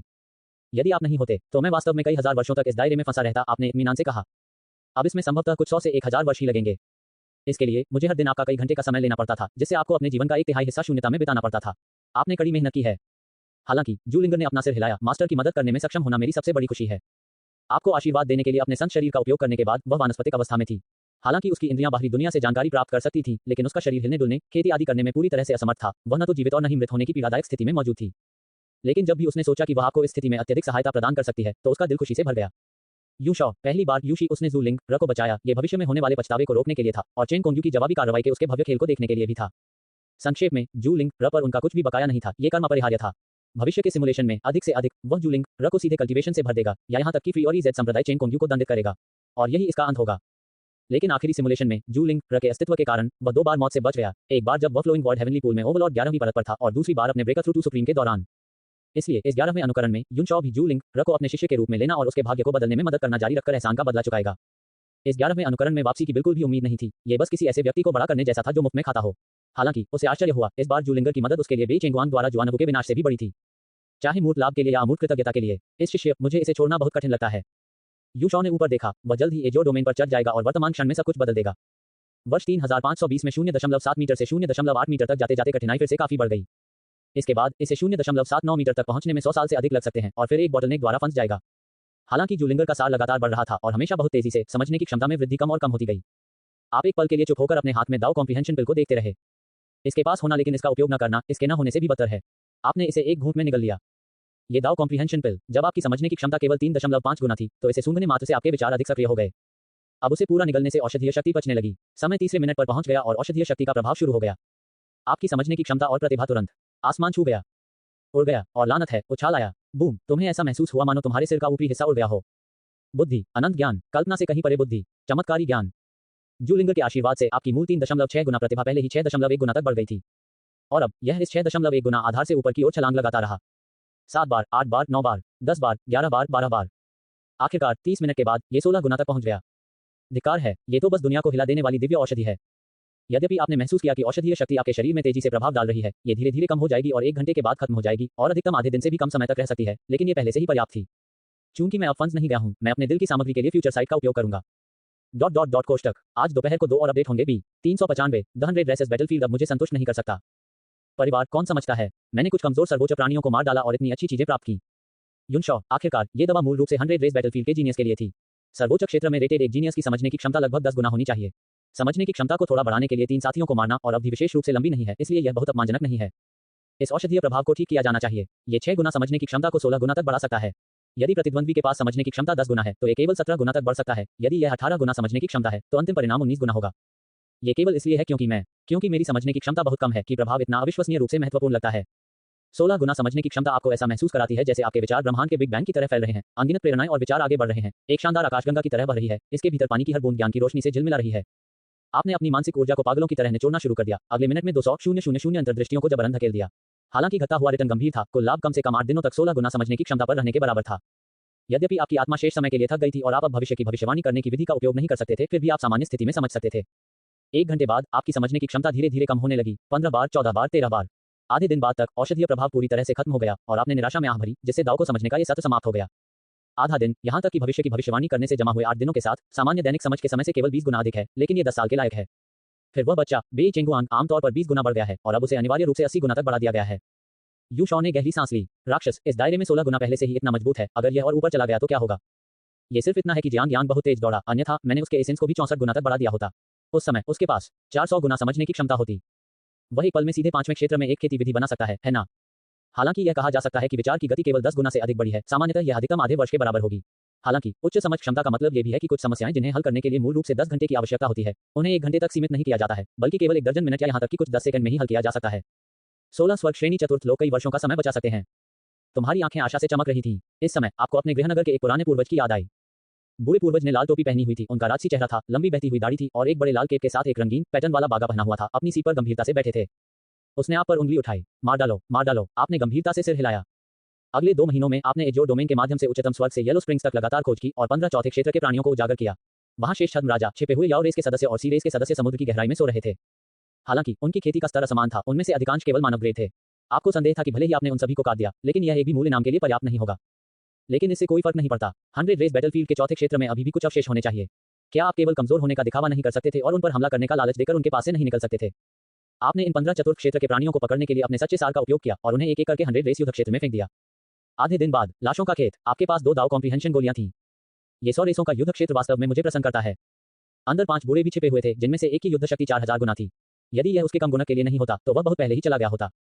2 दाव कॉम्प्रिहेंशन गोलियां 20 साल की मेहनत बचा सकती हैं। बेशक उनका सबसे बड़ा उपयोग 0.79 मीटर से 0.8 मीटर की बॉटलनेक को मारते समय होना चाहिए। हालांकि आपको लगा कि यह पर्याप्त नहीं था। बहुत कम, ये बहुत कम है। लेकिन मैं अपने ही लोगों के खिलाफ कार्रवाई नहीं कर सकता। चौथे लोगों पर कब्जा करने के लिए अन्य डोमेन पर जाएं। मुझे विरोधी सच्चे राजाओं द्वारा शिकार किए जाने का डर है। आप असहाय थे। वर्तमान में आप अधिक से अधिक स्पाइनी डेविल किंग से लड़ सकते हैं। यदि आपका सामना अपनी युद्ध शक्ति से दोगुनी क्षमता वाले किसी सच्चे राजा से होता है तो आपको दूर से ही उनके सार को कम करने की तकनीक का उपयोग करना होगा। यदि आप थोड़ा अधिक मजबूत पांचवें क्षेत्र का सामना करते हैं जिसकी मानसिक ऊर्जा 10 मिलियन मील के क्षेत्र को कवर कर सकती है तो आप परेशानी में पड़ जाएंगे। उदाहरण के लिए काला कछुआ सच्चा राजा। उस काले कछुए के पास उच्च रक्षा और कम आक्रमण था। बेई चेनगुआंग ने बाद में आपको बताया कि उनकी मानसिक ऊर्जा कम से कम 22 मिलियन मील की दूरी तय कर सकती है। कहने का तात्पर्य यह है कि यदि आपने पहले उस पर हमला किया होता जिससे ब्लैक टोटोइस किंग का गुस्सा भड़का होता तो सूर्य आकर्षक बेल्ट में आप उसकी मानसिक ऊर्जा का पता लगाने से बच नहीं पाते। जहां तक भूमिगत से हमला करने की बात है, यह एक अच्छा तरीका लगता है, लेकिन आपको 1 लाख मील से अधिक भूमिगत डेडस्टोन बेल्ट में छिपना होगा। डेडस्टोन बेल्ट अविश्वसनीय रूप से मजबूत मृत पत्थर की एक परत से ढका हुआ है। यहां तक कि कोई सर्वोच्च प्राणी भी इसे थोड़ा थोड़ा करके ही खोद सकता है। आपने कोशिश की, यहां तक कि 290,000 गुना लड़ाकू शक्ति के अपने वर्तमान उत्पादन के साथ आप 1 सेकंड में डेडस्टोन बेल्ट में अधिकतम 1000 मील की गहराई में प्रवेश कर सकते हैं और 60 सेकंड में केवल 60,000 मील की दूरी तय कर सकते हैं। ब्लैक टोटोइस किंग पर हमला करने का मौका पाने के लिए आप केवल 1.04 मिलियन मील भूमिगत छिप सकते हैं। लेकिन 1.04 मिलियन मील भूमिगत मिट्टी, चट्टान की परतों, मैग्मा और फिर मृत पत्थर के साथ एक सामान्य मानसिक ऊर्जा पहचान सीमा में परिवर्तित इसे पहुंचने में केवल 17 मिलियन मील लगेंगे। मुझे बिल्कुल भी सामान्य रूप से खेती नहीं करनी चाहिए। एक सच्चा राजा बनने के लिए 1000 साल लग जाएंगे, फिर कुछ वर्षों के लिए बाहर घूमना होगा, 100 साल की वृद्धि हासिल करनी होगी और फिर अचानक गायब हो जाना होगा। तो आपकी पसंद थी। चुपचाप दाव कॉम्प्रिहेंशन पिल्स को अपनी स्थानिक रिंग में पुनः प्राप्त करें। इस समय आप 100 रेसेस युद्ध क्षेत्र के चौथे क्षेत्र में थे। एक बंज पर्वत श्रृंखला के ऊपर खड़ा है। आपके पूरे शरीर का सच्चा सार उबल पड़ा और फिर बूम, आपने अपने मूल को उन्मत्ततापूर्वक जला दिया। आपकी ताकत उसके मूल स्तर से 3 गुना तक बढ़ गई। आपने धरती में अपना रास्ता विस्फोट कर दिया। मिट्टी और चट्टानें बिखर गईं, पहाड़ ढह गए। प्रचंड कंपन सीधे लाखों मील तक फैल गया। जैसे आकाश गिर रहा है और पृथ्वी टूट रही है, दुनिया बिखर रही है। आपने केवल 20 सेकंड में तीसरे और चौथे क्षेत्र के बीच 100 मील मोटी बाधा को पार कर लिया। ये ताकत बहुत ज्यादा थी। एजियो डोमेन का 100 रेस बैटलफील्ड अनगिनत वर्षों से काम कर रहा था, लेकिन आपके जैसा कोई पावरहाउस कभी नहीं दिखाई दिया। एक अद्वितीय सुप्रीम जो एक सच्चे राजा के रूप में लगभग 1/3 मजबूत है। यदि अन्य सर्वोच्च प्राणी पृथ्वी की खुदाई करना चाहते हैं तो उनकी प्रगति संभवतः आधी भी नहीं होगी। इससे पहले कि 100 रेस बैटलफील्ड की बुद्धिमान निर्णय प्रणाली ने उनका पता लगाया, फिर उन्हें वापस सतह पर टेलीपोर्ट किया और छेद को भर दिया। अध्याय 161 के अंत में 396 नष्ट करें और फिर अपग्रेड करें 10,000 दौड़ युद्ध क्षेत्र। लेकिन आप बहुत तेज थे। उस पल में 100 रेसेस बैटलफील्ड प्रतिक्रिया भी नहीं कर सका। 20वें सेकंड में आपने तीसरे क्षेत्र में प्रवेश किया। इसने मानव जाति की अनगिनत निगाहों को आकर्षित किया। अब 100 रेस युद्ध क्षेत्र लगभग विशेष रूप से मानव जाति के लिए है। समय दबाव डाल रहा था और यह केवल भविष्य का अनुकरण था, इसलिए आप हताहतों के बारे में कोई विचार नहीं कर सकते थे। आपने सभी दिशाओं में बेतहाशा हमला किया, विशाल पर्वत श्रृंखलाओं और जीव क्षेत्रों को नष्ट कर दिया, और ऐसा करते हुए आपने विनाश के 100,000 ली के दायरे में दर्जनों तीसरे क्षेत्र के प्राणियों की जान भी ले ली। 25वें सेकंड पर आपने नीचे की ओर चार्ज करना जारी रखा। 35वें सेकंड में आपने 50,000 ली चट्टान और मिट्टी को नष्ट कर दिया और दूसरे क्षेत्र में पहुंच गए। इस 100 रेस बैटलफील्ड के क्षेत्र सीधे तौर पर जुड़े हुए नहीं हैं, इसके बजाय भूमिगत और आकाश में एक प्रकार की स्पेस टेलीपोर्टेशन झिल्ली है। इसलिए जब आपने ऊपरी क्षेत्र में 1 लाख ली चार्ज किया और फिर निचली परत में तोड़ दिया तो संबंधित स्थिति में केवल 30,000 ली का बदलाव आया। दूसरा क्षेत्र 3 से 4 मिलियन ली से अधिक नहीं फैला है। जैसे ही आप बड़ी मात्रा में गिरती चट्टानों और पृथ्वी के साथ आकाश को पार कर गए, आपने तुरंत पूरे क्षेत्र को देखा। आपने महसूस किया कि एक निश्चित प्रतिकारक शक्ति आपके पास प्रकट हो रही है और बढ़ रही है, लेकिन क्योंकि आपकी साधना बहुत अधिक थी, प्रतिकारक शक्ति इतनी जल्दी प्रभावी नहीं हुई। 40वें सेकंड में आप उन्मत्तता से आगे बढ़े। आपकी क्यूई ने अरोरा की धारियों की तरह विकिरण किया, इलाके के बड़े हिस्से को नष्ट कर दिया और कुछ अवसर स्थानों को चकनाचूर कर दिया। फिर आप नीचे की ओर गिरते रहे। 45वें सेकंड में आपने 20,000 ली जमीन को पार किया और प्रथम क्षेत्र के आकाश तक पहुंच गए। यह अभी भी लगातार 5 सेकंड का उन्मत्त हमला था, जिसका लक्ष्य 100 रेस बैटलफील्ड के हर क्षेत्र को जितना संभव हो उतना नुकसान पहुंचाना था। पिछले 10 सेकंड तक आप प्रथम क्षेत्र की जमीन में खुदाई करते रहे। इस बार आपको 1 लाख ली से नीचे उतरने में चमकदार आधारशिला जैसे पत्थर की परत से टकराने में केवल 3 सेकंड लगे। पत्थर गुनगुनाया और कंपित हुआ और प्रतिकारक शक्ति जो धीरे धीरे आपको प्रभावित कर रही थी वह अचानक लाखों गुना बढ़ गई। एक पल में आपको अपनी दृष्टि धुंधली महसूस हुई, जैसे कि आपको अराजकता में फेंक दिया गया हो, ठीक उसी तरह जैसे 100 रेस युद्ध क्षेत्र में प्रवेश करते समय स्थानिक टेलीपोर्टेशन होता है। इस 62वें भविष्य के अनुकरण के अंत तक आपके आसपास की हर चीज अदृश्य हो गई। अब चौथे दायरे क्षेत्र में बंजर पृथ्वी पर्वत श्रृंखला के ऊपर आपने अपनी उंगलियां चटकाईं, सत्य पर वापस लौटें। सभी जीवित प्राणियों के जीवन रूप अपरिवर्तित रहे और सत्य पर वापस नहीं लौटे, लेकिन उनकी विस्थापन स्थिति सत्य पर लौट आई। बाकी के लिए आपने रिवर टू ट्रू का दायरा असीमित रूप से बढ़ा दिया है। आपने इस दुनिया, इस ब्रह्मांड, अनंत विविधताओं और जीवित शरीरों के बाहर पर्यावरण में मौजूद हर चीज की स्थिति 60 सेकंड बाद बनाई। यहां तक कि वे सर्वोच्च दाव मास्टर भी इससे चिंतित थे। उन्होंने सभी चीजों और सिद्धांतों के चरम अंतिम बिंदु को नियंत्रित किया, फिर भी वे नहीं जानते थे कि स्वर्ग में इतना अचानक परिवर्तन क्यों हुआ। यू शॉ, मुझे पता है कि मेरा रिवर टू ट्रू अविश्वसनीय रूप से शक्तिशाली है, जो पूरे ब्रह्मांड को अगले मिनट में समय की नदी में कूदने में सक्षम बनाता है।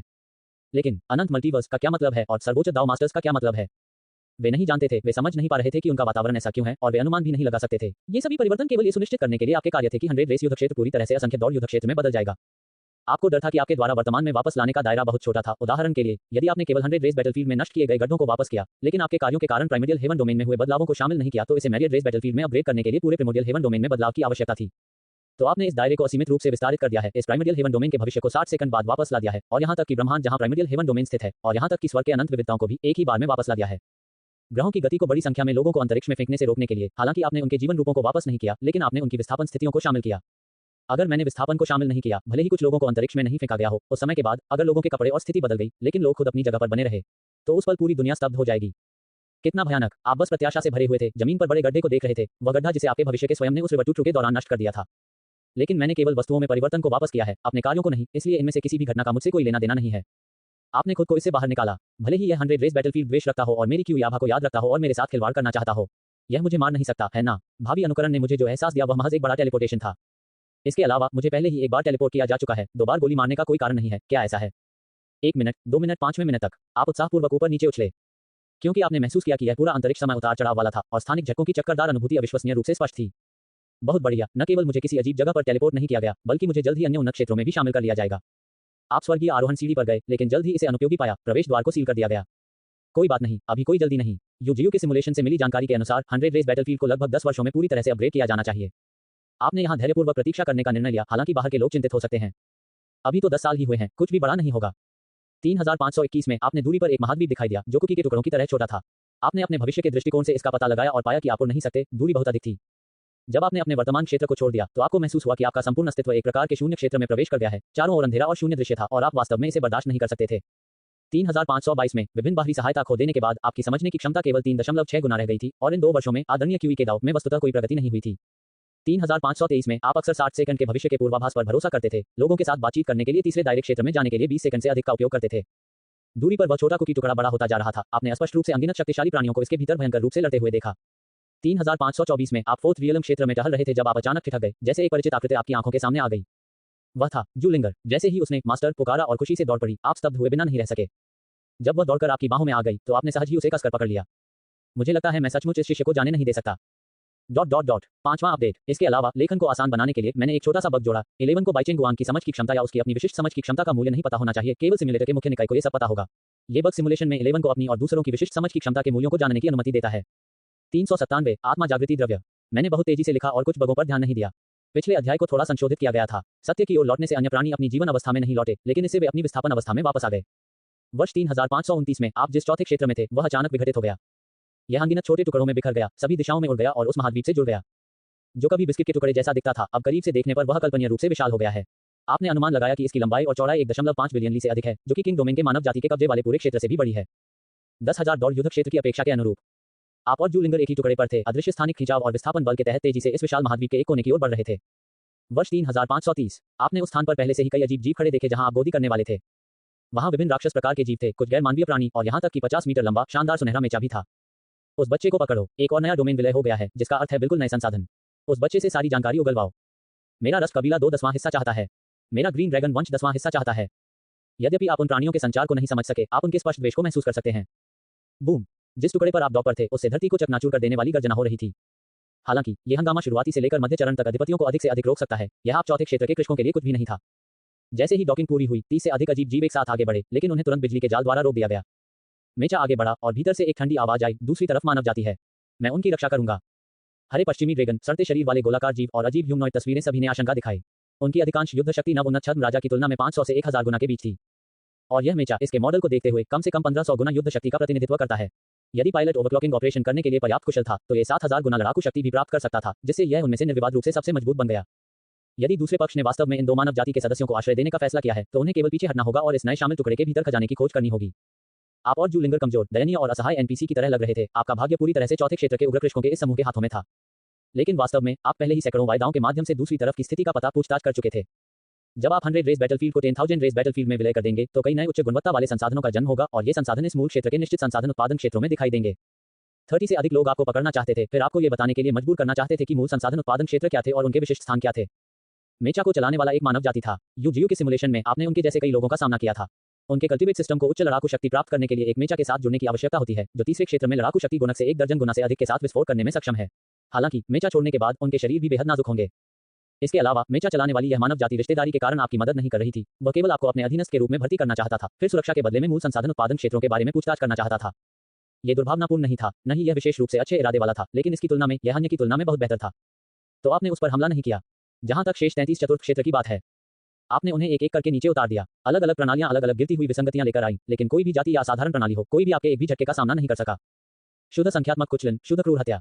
34वें दायरे से अधिक कृषक आपके द्वारा मारे गए। चूंकि उनमें से कई के पास सेंट बॉडी के समान क्षमताएं थी, इसलिए पुरस्कारों को कई गुना बढ़ा दिया गया, जो उनके सेंट बॉडी के संख्यात्मक गुणक से कहीं अधिक था। तो आपको सीधे आशीर्वाद की एक अच्छी लहर प्राप्त हुई। रहस्यमय औषधि की 3 बोतलें उतरी। उन पर अजीब पाठ अंकित था। आपने अपने बगल वाले मेचा को एफ तारांकन के बोलते हुए सुना। हालांकि आप उनकी भाषा नहीं समझते थे, लेकिन आपको लगा कि उन्होंने जो ध्वनि निकाली वह फकर थी। तो आपने एक मानसिक पुल स्थापित किया और मामले के बारे में पूछताछ की। ये मेरे गुरु की औषधि कंपनी द्वारा विकसित king grand spirit awakening fluid है, मेचा ने उत्तर दिया। ट्रेडमार्क अभी तक फाड़ा भी नहीं गया है। ये लानत है 10,000 दौड़ का युद्ध क्षेत्र। कौन जानता है कि वे कब यहाँ खो गए थे और इस शापित स्थान पर उन्हें उठा लिया गया था। आप चुप रहे, फिर पूछा कि स्पिरिट अवेकनिंग फ्लूइड क्या है। आपने अपने हालिया हमले में जो शक्ति प्रदर्शित की है उससे मेचा के अंतर्निर्मित विश्लेषक ने पहले ही आपकी ताकत निर्धारित कर ली थी। 25 गुना युद्ध शक्ति के साथ कम से कम एक चौथा क्षेत्र शिखर। यहाँ तक कि उनके स्काई डोमेन के सबसे शक्तिशाली चौथे क्षेत्र मेचा के पास चौथे क्षेत्र शिखर की केवल 33 गुना शक्ति थी। उस मशीन में कई सामग्रियों का उपयोग किया गया था जो राजा रंग तक की थी, यही कारण है कि यह इतना शक्तिशाली था। तो अंदर बैठे पायलट ने बहुत ईमानदारी से उत्तर दिया, वह भी आप पर एक अच्छा प्रभाव छोड़ना चाहता था। यह नया आया अत्यंत शक्तिशाली चौथा क्षेत्र कल्टीवेटर। आप जिस ओरिजिन हेवनली डोमेन में हैं वह अभी 10,000 रेस बैटलफील्ड से जुड़ा है, इसलिए आप नहीं जानते होंगे। स्पिरिट अवेकनिंग फ्लूइड हमारे स्काई डोमेन की एक विशेषता है। सबसे कमजोर मेचा पायलट प्रशिक्षुओं से लेकर अविश्वसनीय रूप से शक्तिशाली किंग रैंक मेचा पायलटों तक सभी नियमित रूप से स्पिरिट अवेकनिंग फ्लूइड का सेवन करते हैं। ये हमारे स्काई डोमेन में एक अपरिहार्य और महत्वपूर्ण वस्तु है। इसका प्रभाव उपभोग के बाद किसी व्यक्ति की बुद्धि को हानिरहित रूप से उत्तेजित करना है। King rank spirit awakening fluid की प्रभावकारिता लगभग आधे महीने तक रहती है। स्पिरिट अवेकनिंग फ्लूइड में भी रैंक होते हैं, 9वीं रैंक से पहली रैंक तक। उसके बाद मेरे उपयोग के लिए उपयुक्त आदरणीय रैंक स्पिरिट अवेकनिंग फ्लूइड होता है और फिर आपके हाथ में king rank spirit awakening fluid होता है। लेकिन इसके ऊपर वास्तव में डेमिगॉड स्पिरिट अवेकनिंग फ्लूइड होता है। एक उत्कृष्ट मेचा अकादमी में प्रवेश पाने के लिए हमारे स्काई डोमेन का प्रत्येक बच्चा अपनी बुद्धि को बढ़ावा देने के लिए छोटी उम्र से ही स्पिरिट अवेकनिंग फ्लूइड लेता है। यूं शॉ, ये समान है, बहुत समान है। बाद में आपने विल नामक इस आदरणीय रैंक मेचा पायलट को 34 चतुर्थ क्षेत्र की लाशें बेच दी। उन्होंने उन्हें आदरणीय रैंक स्पिरिट अवेकनिंग फ्लूइड के 60 हिस्सों के बदले में ले लिया जो उन्होंने अपने साथ ले गए थे और आपको कंप्यूटर के समान एक सीखने की मशीन भी दी थी। यह आपको शुरू से ही विभिन्न ज्ञान और भाषाओं को सीखने की अनुमति दे सकता है, जिससे आपको इस 10,000 रेस बैटलफील्ड और उनके स्काई डोमेन की बुनियादी समझ मिलेगी जो भविष्य में सहयोग और संचार की सुविधा प्रदान करेगा। 398 मेज पलटने वाले दो राक्षस। इस बार मैंने आपका फायदा उठाया क्योंकि मेरे पास जो आध्यात्मिक ज्ञानोदय द्रव है वह पर्याप्त मूल्यवान नहीं है। तो विल ने मानचित्र टाइप किया और शिक्षण उपकरण में समन्वित किया। ये स्थान असंख्य दौड़ युद्ध क्षेत्र के इस क्षेत्र में हमारे हवाई क्षेत्र की चौकी है। मैंने इस शिक्षण उपकरण में 3.5 चौथी पीढ़ी के डेटा सिक्के स्थानांतरित किए हैं। आप उन स्थानों पर जा सकते हैं जहां आप अपने इच्छित संसाधनों का आदान प्रदान कर सकते हैं। अयस्क के सिक्के। मैंने विभिन्न हवाई क्षेत्रों से विशिष्टताओं के संबंधित मूल्यों को चिन्हित किया है। सावधान रहें कि धोखाधड़ी का शिकार न बने। विल बहुत ईमानदार था। जब तक वह इस असंख्य दौड़ युद्ध क्षेत्र में जीवित रहना चाहता था उसके लिए आप जैसे अजय 4 रैंक को धोखा देना या अपमानित करना असंभव था। आपने सिर हिलाया। बाद में सब कुछ सुरक्षित था। आप जू लिंग को एक आसमान छूने वाली सीढ़ी तक ले गए और उससे पहले एजोर डोमेन पर लौटने के लिए कहा क्योंकि इसके बाद आप उग्रता पर जाने वाले थे और अपनी बुद्धि के लिए लड़ने वाले थे। जूलिंगर वर्तमान में केवल एक मध्य रैंक मानव सर्वोच्च है। उसका उच्च सार उसकी विकास दर में बाधा डालता है, लेकिन इसका मतलब यह भी है कि उसे आकाश तक पहुंचने वाली सीढ़ी से गुजरने में कोई कठिनाई नहीं होती है। उसके संग शरीर में कोई गुणन कारक नहीं है, लेकिन उसका सार आपसे भी अधिक है, पहले से ही लगभग 50 गुना। आपने यहाँ राक्षसों से लड़कर उसका स्तर ऊपर नहीं बढ़ने दिया। यहाँ तक कि 50 गुना सार के साथ जूलिंगर की रैंक बहुत कम है और उसकी युद्ध शक्ति केवल 100 गुना से अधिक है, जो उसे असंख्य दौड़ युद्ध क्षेत्र में सबसे कमजोर 4 रैंकों में रखती है। वह उस स्तर तक बढ़ने में भी सक्षम नहीं होगी जहां वह आपको थोड़े समय में रोक न सके। आप पहले उसे जाने दे सकते हैं और फिर बाद में प्राप्त संसाधन उसे ला सकते हैं। हालांकि अब युद्ध क्षेत्र का आशीर्वाद आपको केवल वही चीजें देता है जो आपकी समझने की क्षमता को बढ़ाती हैं। अन्य प्राणी भी संसाधनों को गिराए बिना नहीं रहते हैं और कुछ तो स्वयं भी संसाधन हैं। अच्छे शिष्य, तुम वापस जाओ और पहले अपनी सुरक्षा की रिपोर्ट करो। अपने गुरु को यहाँ अच्छी तरह से मारने दो। तुम्हारे स्वामी की शक्ति से यहाँ कोई खतरा नहीं होगा। जूलिंगर चला गया और आपने अपना उन्मत्त स्वीप शुरू कर दिया।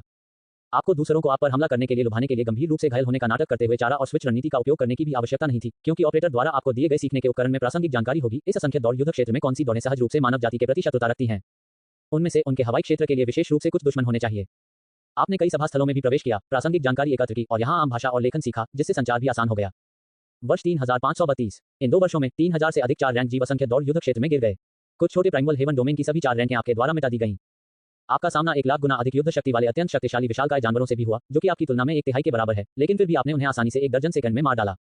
केवल 2 बार आप लगभग एक मृत अंत में गिर गए। जब आपने 2000 गुना युद्ध शक्ति वाले एक साधारण हरे रंग के आकार बदलने वाले प्राणी को मार डाला तो उसके शरीर के टुकड़े टुकड़े हो जाने के बाद उसने एक अविश्वसनीय रूप से भयानक वास्तविक रूप प्रकट किया, जो 2 प्रभामंडलों से ढका हुआ था। एक 6 रैंक विशेषज्ञ जिसने 2 प्रणालियों की खेती की थी और एक तीसरी की फिर से खेती कर रहा था।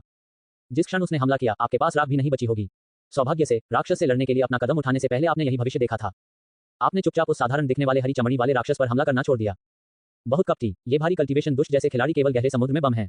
कौन जानता है कि कब आप सड़क के किनारे एक छोटी सी चींटी पर कदम रखेंगे और अगले ही पल यह एक असंभव जवाबी कार्रवाई करते हुए एक विशाल ड्रैगन में विकसित हो जाएगी। आपके सामने आया दूसरा खतरा भी ऐसा ही था। प्रतिद्वंद्वी अभी तक चौथी रैंक के शिखर पर नहीं पहुंचा था, लेकिन उसके पास पहले से ही 250,000 गुना से अधिक का मूल्य था और उनका युद्ध कौशल भी अविश्वसनीय रूप से उच्च था, जिसमें विभिन्न रहस्यमय और चमत्कारिक तकनीकें थीं। आपने महसूस किया कि यदि वह इतना मजबूत होता दूरदर्शिता के साथ भी, तो आप अधिक से अधिक उससे दोगुनी कीमत पर उससे लड़ सकते थे। लेकिन अब उसके पास आपसे दोगुना मूल्य नहीं था और वह आपसे थोड़ा कमजोर भी था, इसलिए अंत में आपका पलड़ा भी भारी था। जैसे ही आप जीत हासिल करने वाले थे और इस आदमी को मारने वाले थे, उसने धमकी दी, चींटी, मुझे अपना असली रूप दिखाने के लिए मजबूर मत करो। आप बहुत कष्टप्रद, लेकिन उसने जो कहा वह सच था। एक निश्चित भविष्य में इस आदमी के शरीर को आपके द्वारा मारे जाने के बाद उसके शरीर पर चमकती 9 दिव्य रोशनी वाला एक 6 रैंक अस्तित्व, 9 दिव्य कोर रखने वाला और 9 प्रणालियों को अपने चरम पर विकसित करने के बाद उस स्थान से उभरा। तो आप केवल स्वीकार करने का दिखावा कर सकते हैं, गुप्त रूप से भविष्य की भविष्यवाणी कर सकते हैं, सावधानी से उसका अनुसरण कर सकते हैं और यूशॉ की दैवीय सजा के साथ उसे 8 बार दंडित करने में 2 महीने बिताए, स्थायी रूप से उसके सार को 0.92 गुना तक कम कर दिया। आप केवल तभी रुके जब वह असंख्य दौड़ युद्ध क्षेत्र से भाग गया। 3533 में 3 साल के नरसंहार और आसान जीत के बाद आप पूरी तरह से सुसज्जित होकर लौटे। दोनों हाथ स्थानिक छल्लों से ढके हुए थे जो विभिन्न मार्शल दाव संसाधनों और समझने की क्षमता के संसाधनों से भरे हुए थे। अपग्रेड करें, वापस जाएं और अपग्रेड करें। आपने सबसे कम प्रभाव वाली सबसे सस्ती वस्तुओं से शुरुआत की।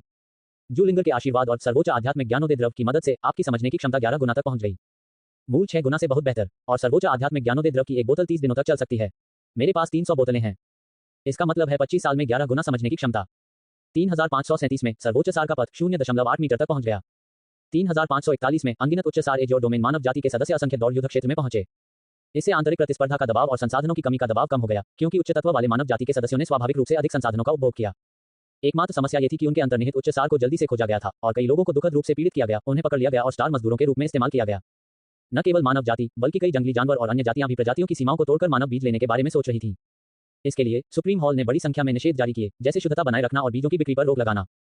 वर्तमान असंख्य दौड़ युद्ध क्षेत्र में एज और डोमेन मानव बीज ढूंढना लगभग असंभव है, जो बेहद कीमती है। यूशॉ, अब दिव्य रक्त फैल गया है और ये दिव्य रक्त है जो पतला नहीं होगा। इसके बारे में बात करते हुए, यदि एक उच्च सार मानव को एक दानव जाति के सदस्य में बदल दिया जाता है तो वे एक उच्च सार दानव बन जाएंगे, ठीक है। और क्या वे भविष्य में जिन वस्तुओं को संक्रमित करेंगे वे भी उच्च सार प्राप्त करेंगे। इस प्रकार की प्रसार क्षमता वास्तव में थोड़ी डरावनी है। 3343 में मानव जाति ने अस्थायी रूप से एक विशेष संरचना विकसित की। असंख्य दौड़ युद्ध क्षेत्र में प्रवेश करने वाले प्रत्येक एज और डोमेन मानव को अपने पेट पर इस संरचना की मुहर लगाने की आवश्यकता थी। रजत लिपि, ये रजत लिपि है। इसका कोई अन्य प्रभाव नहीं था, ये सिर्फ वेलों को मारने के लिए था। भविष्य में जब वे असंख्य दौड़ युद्ध क्षेत्र से बाहर आएंगे तो उन्हें यह देखने के लिए जांचना होगा कि क्या फॉर्मेशन में क्षति के कोई संकेत हैं। प्रत्येक फॉर्मेशन में अंतर्निहित गोपनीयता उपाय होते हैं और निजी क्षति को बहाल नहीं किया जा सकता है। किसी को भी पहले से सार छिपाने से रोकने के लिए उन्हें अंदर जाने से पहले झूठ पकड़ने वाले फॉर्मेशन से भी गुजरना पड़ा। 399 राजा की उपाधि प्रदान करना। ये सुनकर आपने उत्सुकता से वांग जिजुन सर्वोच्च राजा वांग से पूछा, क्या मुझे भी अंदर जाते समय खुद को ढकने की जरूरत है? आखिरकार हर कोई जानता है कि आपको क्या करना पसंद है। वांग जिजुन सर्वोच्च राजा वांग, उसकी कोई जरूरत नहीं है। आपकी बांझपन जग जाहिर है। सौभाग्य से किंग डोमेन अपेक्षाकृत दूरस्थ है और प्रसिद्ध नहीं है। 10,000 दौड़ युद्ध क्षेत्र के अन्य मूल स्वर्गीय डोमेन बहुत दूर हैं, इसलिए कोई नहीं जानता। वर्ष 3549 में सर्वोच्च उत्पत्ति पथ 0.9 मीटर तक पहुंच गया। वर्ष 3560 में सर्वोच्च आत्मा ज्ञानोदय द्रव खत्म हो गया। अब जब आपने अपनी सामान्य समझ क्षमता से 4 गुना से भी कम के साथ जूलिंग को छोड़ दिया है तो आप ये समझने में पूरी तरह से विफल हो गए हैं कि सर्वोच्च उत्पत्ति पथ पर कैसे आगे बढ़ना है। उसके साथ भी 0.9 मीटर से आगे का रास्ता अभी भी मायावी और भ्रमित करने वाला लगता है, जिसका एक छोटा सा हिस्सा भी समझने में आधा दिन लग जाता है। मेरी समझने की क्षमता अभी भी बहुत कम है। अगर ये दवा नहीं होती तो मुझे नहीं पता होता कि क्या करना है। इसके बाद आपने दाव कॉम्प्रिहेंशन ग्रास का उपयोग किया। प्रत्येक पूरी तरह से प्रभावी डंठल केवल 1 घंटे तक रहता है, लेकिन यह आपकी समझने की क्षमता को 12 गुना तक बढ़ा सकता है। आपके पास कुल 400 डंठल हैं, जो 1 महीने से अधिक के लिए पर्याप्त हैं। इसके बाद किंग स्पिरिट एनलाइटनमेंट फ्लूइड आपकी समझने की क्षमता को 15 गुना तक बढ़ा सकता है। वर्ष 3579 में आपने गहरी सांस ली, फिर धीरे धीरे छोड़ी। आपने अनुमान लगाया कि कुछ और वर्षों में आप इस 1 मीटर लंबे सर्वोच्च उत्पत्ति पथ को पूरा कर लेंगे। जूलिंगर आपके बगल में झुक गया। आपको एकांत में साधना करने की अनुमति देने के लिए वह अक्सर लगातार 10 दिनों तक या पूरे 1 महीने तक निलंबित एनिमेशन की स्थिति में रहती है, जिससे आपको बढ़ावा मिलता है, उसके बाद केवल आधे दिन के लिए जाती है। ये 2 मानव राजाओं की पिछली नींद से अलग है। उनकी निद्रा ने केवल उनके जीवन काल को कम कर दिया और इसमें कोई सपने शामिल नहीं थे। उनकी चेतना वास्तव में कभी जागृत नहीं थी। उनके लिए 1000 साल की नींद भी पलक झपकने के बराबर थी। हालांकि 46 साल पहले 10,000 दौड़ के युद्ध क्षेत्र से आपकी वापसी के बाद से जूलिंगर ने आपको बढ़ावा देने के लिए 45 साल जमा कर लिए हैं, उन सभी 45 वर्षों के लिए एक सचेत लेकिन स्थिर वनस्पति अवस्था में रहते हुए। इसलिए उसे आपके करीब रहना था, आपकी उपस्थिति से अवगत होना, ये जानना कि आप ठीक उसके बगल में थे। उद्धरण चिन्ह उद्धरण चिन्ह। वर्ष 3580 में मानव जाति ने विभिन्न क्षेत्रों से बेतहाशा संसाधन एकत्र किए। वर्ष 3581 में सभी संचित स्थानिक वलय उपयोग में लाए गए। अनगिनत सुप्रीमों ने पूरे किंग डोमेन को पार किया, आपके ब्रेकर थ्रू के लिए संसाधनों को ट्रू किंग तक पहुंचाया। वर्ष 3583 में पूरे 4 वर्षों के बाद भारी मात्रा में मार्शल दाव संसाधनों को इकट्ठा किया गया और सुप्रीम हॉल में संग्रहित किया गया। वर्ष 3585 में 1 मीटर के निशान को तोड़ने के लिए अंतिम बाधा का सामना करते हुए आपने ट्रू स्पिरिट स्प्रिंग के अंतिम शेष भाग को देखा जिसे आपने सहेजा था। मैं पानी की इस बोतल का उपयोग करूंगा, फिर मैं समझने की क्षमता हासिल करने के लिए भविष्य के पूर्व ज्ञान पर भरोसा करूंगा। आपके पास एक बार ट्रू स्पिरिट स्प्रिंग के 2 हिस्से थे। इसका प्रभाव बेहद शक्तिशाली है, जो समझने की क्षमता को 6 गुना से लेकर लगभग 25 गुना तक बढ़ाने में सक्षम है, जो पहले से ही मूल बेचेनेगुआंग से कहीं अधिक है। हालांकि इसमें एक खामी है, एक खामी जो कई समझने की क्षमता बढ़ाने वाली दवाओं में समान है, वे इतनी जल्दी असर नहीं करती हैं। इसका मतलब यह है कि आप भविष्य की पूर्व जानकारी के माध्यम से इन दवाओं का बार बार उपयोग नहीं कर सकते हैं, क्योंकि उनके प्रभावी होने और महत्वपूर्ण बढ़ावा देने के लिए बस 1 मिनट पर्याप्त नहीं है। समझने की क्षमता बढ़ाने वाली इन शक्तिशाली औषधियों का सेवन हकीकत में जरूर करना चाहिए। फिर दर्जनों मिनट या कई घंटों के बाद जब उनका औषधीय प्रभाव अधिकतम हो जाता है तो प्रतिदिन 1 लाख से अधिक भविष्य की भविष्यवाणियों का प्रभाव अधिकतम हो सकता है। ट्रू स्पिरिट स्प्रिंग के सेवन के बाद समझने की क्षमता को 25 गुना तक बढ़ाने में पूरे 30 मिनट लगते हैं। पहले मिनट में ये धीरे धीरे लगभग 8 गुना तक बढ़ जाएगी। 8 बार, और वह केवल पहले मिनट के अंत में। कौन जानता है कि 0.99 मीटर से 1 मीटर के निशान को पार करने के लिए मुझे कितनी बार भविष्य की भविष्यवाणी करनी होगी। वह आखिरी बिट पूरी तरह से समझ से बाहर है। मुझे मजबूत दवा का उपयोग करना होगा। आपने सच्ची आत्मा का वसंत पिया। आपके पीछे जूलिंगर करीब झुक गया। एक दिन बाद आप 1 मीटर लंबे ट्रू किंग एंट्री पथ को पूरी तरह से समझकर एकांत से बाहर आए। आपने बाहर ढेर सारे संसाधनों को देखा और इत्मीनान से आह भरी। वास्तव में यह आवश्यक नहीं था। मैं 10,000 रेस बैटलफील्ड में थोड़ी देर और खेती करके आसानी से और अधिक प्राप्त कर सकता था। ये सिर्फ इतना है कि इस सफलता के बाद आप 10,000 दौड़ युद्ध क्षेत्र के चौथे क्षेत्र में वापस नहीं लौट सकते। 10,000 दौड़ युद्ध क्षेत्र के उन्नयन के बाद प्रत्येक क्षेत्र के बीच की दूरी 10 गुना बढ़ गई और स्थानिक प्रतिकर्षण बल भी और भी अधिक बढ़ गया। चाहे कुछ भी हो, अब आप उन्हें नहीं तोड़ सकते। अब आपकी आयु 730 वर्ष है, जिसका सार 47.46 गुना है। आपकी युद्ध शक्ति एक नवपदोन्नत छद्म राजा से लगभग 3 लाख गुना अधिक है। आप जू लिंग र को 10,000 दौड़ के युद्ध क्षेत्र में पार करने के लिए ले गए। इसमें विशेष रूप से एक लक्ष्य ढूंढना, उन्हें नीचे गिराना और जू लिंग र को उनके सिर पर काटना शामिल था। यद्यपि आपके हस्तक्षेप ने जू लिंग र के पुरस्कारों को बहुत कमजोर कर दिया है, हर छोटी चीज बढ़ती है। वर्ष 3590 में आपने और जू लिंग र ने चौथे दायरे क्षेत्र में 5 साल बिताए और 4 साल पहले आपने धीरे धीरे ईरानी वोह और अन्य लोगों को अपने साथ लाना शुरू कर दिया। आपने संसाधन की खपत पर ध्यान नहीं दिया और उन सभी को 1 या 2 स्तरों तक ऊपर उठाने में मदद की। बाकी लोग अपना समय ले सकते हैं। जहां तक चूहेशांक घायल नदी वांग जिजुन सर्वोच्च राजा वांग और जिन जिजुन सर्वोच्च जिनका सवाल है, आपने उन्हें सारा सार दिया। अब उन्हें अपने प्रयासों पर भरोसा करना होगा। तस्क, आपने बड़ी मात्रा में मार्शल डाउ संसाधनों को पैक किया, जो महत्वपूर्ण अधिशेष के साथ आपके ब्रेकर थ्रू टू ट्रूकिंग के लिए पर्याप्त था, और वापस लौट आए। आपने 5 वर्ष पहले ही सर्वोच्च उत्पत्ति पद पूरा कर लिया था। यदि ये 10,000 दौड़ युद्ध क्षेत्र से संसाधनों की अंतिम निकासी के लिए नहीं होता, तो आप बहुत पहले ही चूक चुके होते। अभी बहुत देर नहीं हुई है ना? इस वर्ष किंग डोमेन पर लौटने पर आपने ट्रूकिंग के लिए अपनी सफलता शुरू की। कोई संकट नहीं था, कोई आपदा नहीं थी। जुआनवू, जो सदियों पहले किंग डोमेन से भाग गया था, एक महत्वपूर्ण क्षण में अचानक वापस नहीं लौटा। न ही छठे क्षेत्र का कोई विशेषज्ञ, जो यहाँ एकांत में साधना कर रहा था, अचानक आपके राजत्व में आरोहण में बाधा डालने के लिए कूद पड़ा। आपका प्रचार दृश्य भव्य एवं भव्य था। ये बहुत स्थिर भी था। आपने जारी किए गए सभी मार्शल दाव संसाधनों को अवशोषित कर लिया, जिनकी तुलना एक छोटी पर्वत श्रृंखला से की जा सकती है, और सर्वोच्च मूल दाव की आपकी गहन समझ के तहत आपने धीरे धीरे लेकिन लगातार अपने जीवन स्तर को बदल दिया। 10 मिनट बाद प्रमोशन सफल रहा, आपके ब्रेकर थ्रू टू सुप्रीम से कई गुना तेज। ऐसा नहीं है कि प्रत्येक उच्चतर क्षेत्र को आवश्यक रूप से एक बड़ी निर्णायक घटना या लंबे ब्रेकर थ्रू समय की आवश्यकता होती है। कम से कम सर्वोच्च मूल दाव ऐसा नहीं है। 735 साल की उम्र में 47.51 गुना अपने सार के साथ आप वर्ष 3590 में एक निर्दोष सच्चे राजा के पास पहुंचे। 1/3 से भी कम कांटों से लेकर युद्ध शक्ति के 47 कांटों तक। आपने शांति से सांस छोड़ी। आपकी क्यूई लाखों मील तक पहाड़ों और नदियों को निगल रही है। आपने अपना हाथ उठाया, यह महसूस करते हुए कि आप 6 मिलियन मील दूर रेडियंट सनबेल्ट की सबसे ऊंची परत पर सूर्य को नीचे खींच सकते हैं। हालांकि गति के कारण इसमें संभवतः दर्जनों सेकंड लगेंगे। और अब मैं एक सच्चा राजा हूं, मैं सदी का राजा हूं। 400 दूसरा गुणन क्षेत्र, तीसरा गुणन क्षेत्र। आपकी नजर लगभग 7 मिलियन ली के क्षेत्र तक फैली हुई है और आपको ऐसा महसूस होता है जैसे वह पूरा स्थान आपकी आत्मा द्वारा बंद कर दिया गया है। एक विचार से आप इसे तुरंत चकनाचूर कर सकते हैं। हालांकि क्षति अधिक नहीं है, केवल सर्वोच्च से नीचे के लोगों के विरुद्ध प्रभावी है। यह केवल एक नजर की शक्ति है। यह एक ऐसी शक्ति है जो भाग्य के राजा के पास नहीं हो सकती। कोई आश्चर्य नहीं कि इसे सदी का राजा कहा जाता है। एक युवान युग 10,000 वर्ष का मूल जीवन काल होने के अलावा यह अपनी आत्मा को भी संघनित कर सकता है, जो 100 वर्षों तक नहीं फैलेगी। आपने अपनी नई क्षमताओं पर अधिक ध्यान नहीं दिया, क्योंकि और भी महत्वपूर्ण मामले आपका इंतजार कर रहे थे। वाह, पार्टी का समय। ... 11 सुप्रीमों ने 3 आत्मा जातियों के बीच कहर बरपाया, जिसमें हवा, पानी और आग की आत्माएं मैदान में शामिल हो गईं। सर्वोच्च लोग राजा की शक्ति से कैसे मुकाबला कर सकते थे? 3000 दिन और रात, स्वर्ग और पृथ्वी हिल गए। 3600 वर्ष, अराजकता के 10 साल। आपने उन सभी को इसमें शामिल कर लिया जो इसमें भाग ले सकते थे। हालांकि उनमें से अधिकांश वास्तव में मानव नहीं थे। पवन आत्मा, जल आत्मा, अग्नि आत्मा, केवल ऐसी अद्वितीय भौतिक संरचनाओं वाली आत्मा दौड़ ही भव्य हाथापाई के दौरान किनारे से देखने के बजाय अपने कर्तव्यों का पालन कर सकती है। वह एक अकेली आत्मा ने आपकी सुपर ट्रूकिंग शक्ति को 3 महीने से अधिक समय तक सहन किया। आखिरकार यह सामना नहीं कर सका और कई वंशजों को आपसे लड़ने के लिए बुलाया। आप पूरी तरह से जीत गए। वह जमीन पर फैला हुआ, बुलबुले उड़ाता हुआ, अनुचित। आपने हंसते हुए कहा, औसत। इसके अतिरिक्त आपने कई प्रतिभागियों को ओरिजिन भी जोड़ा।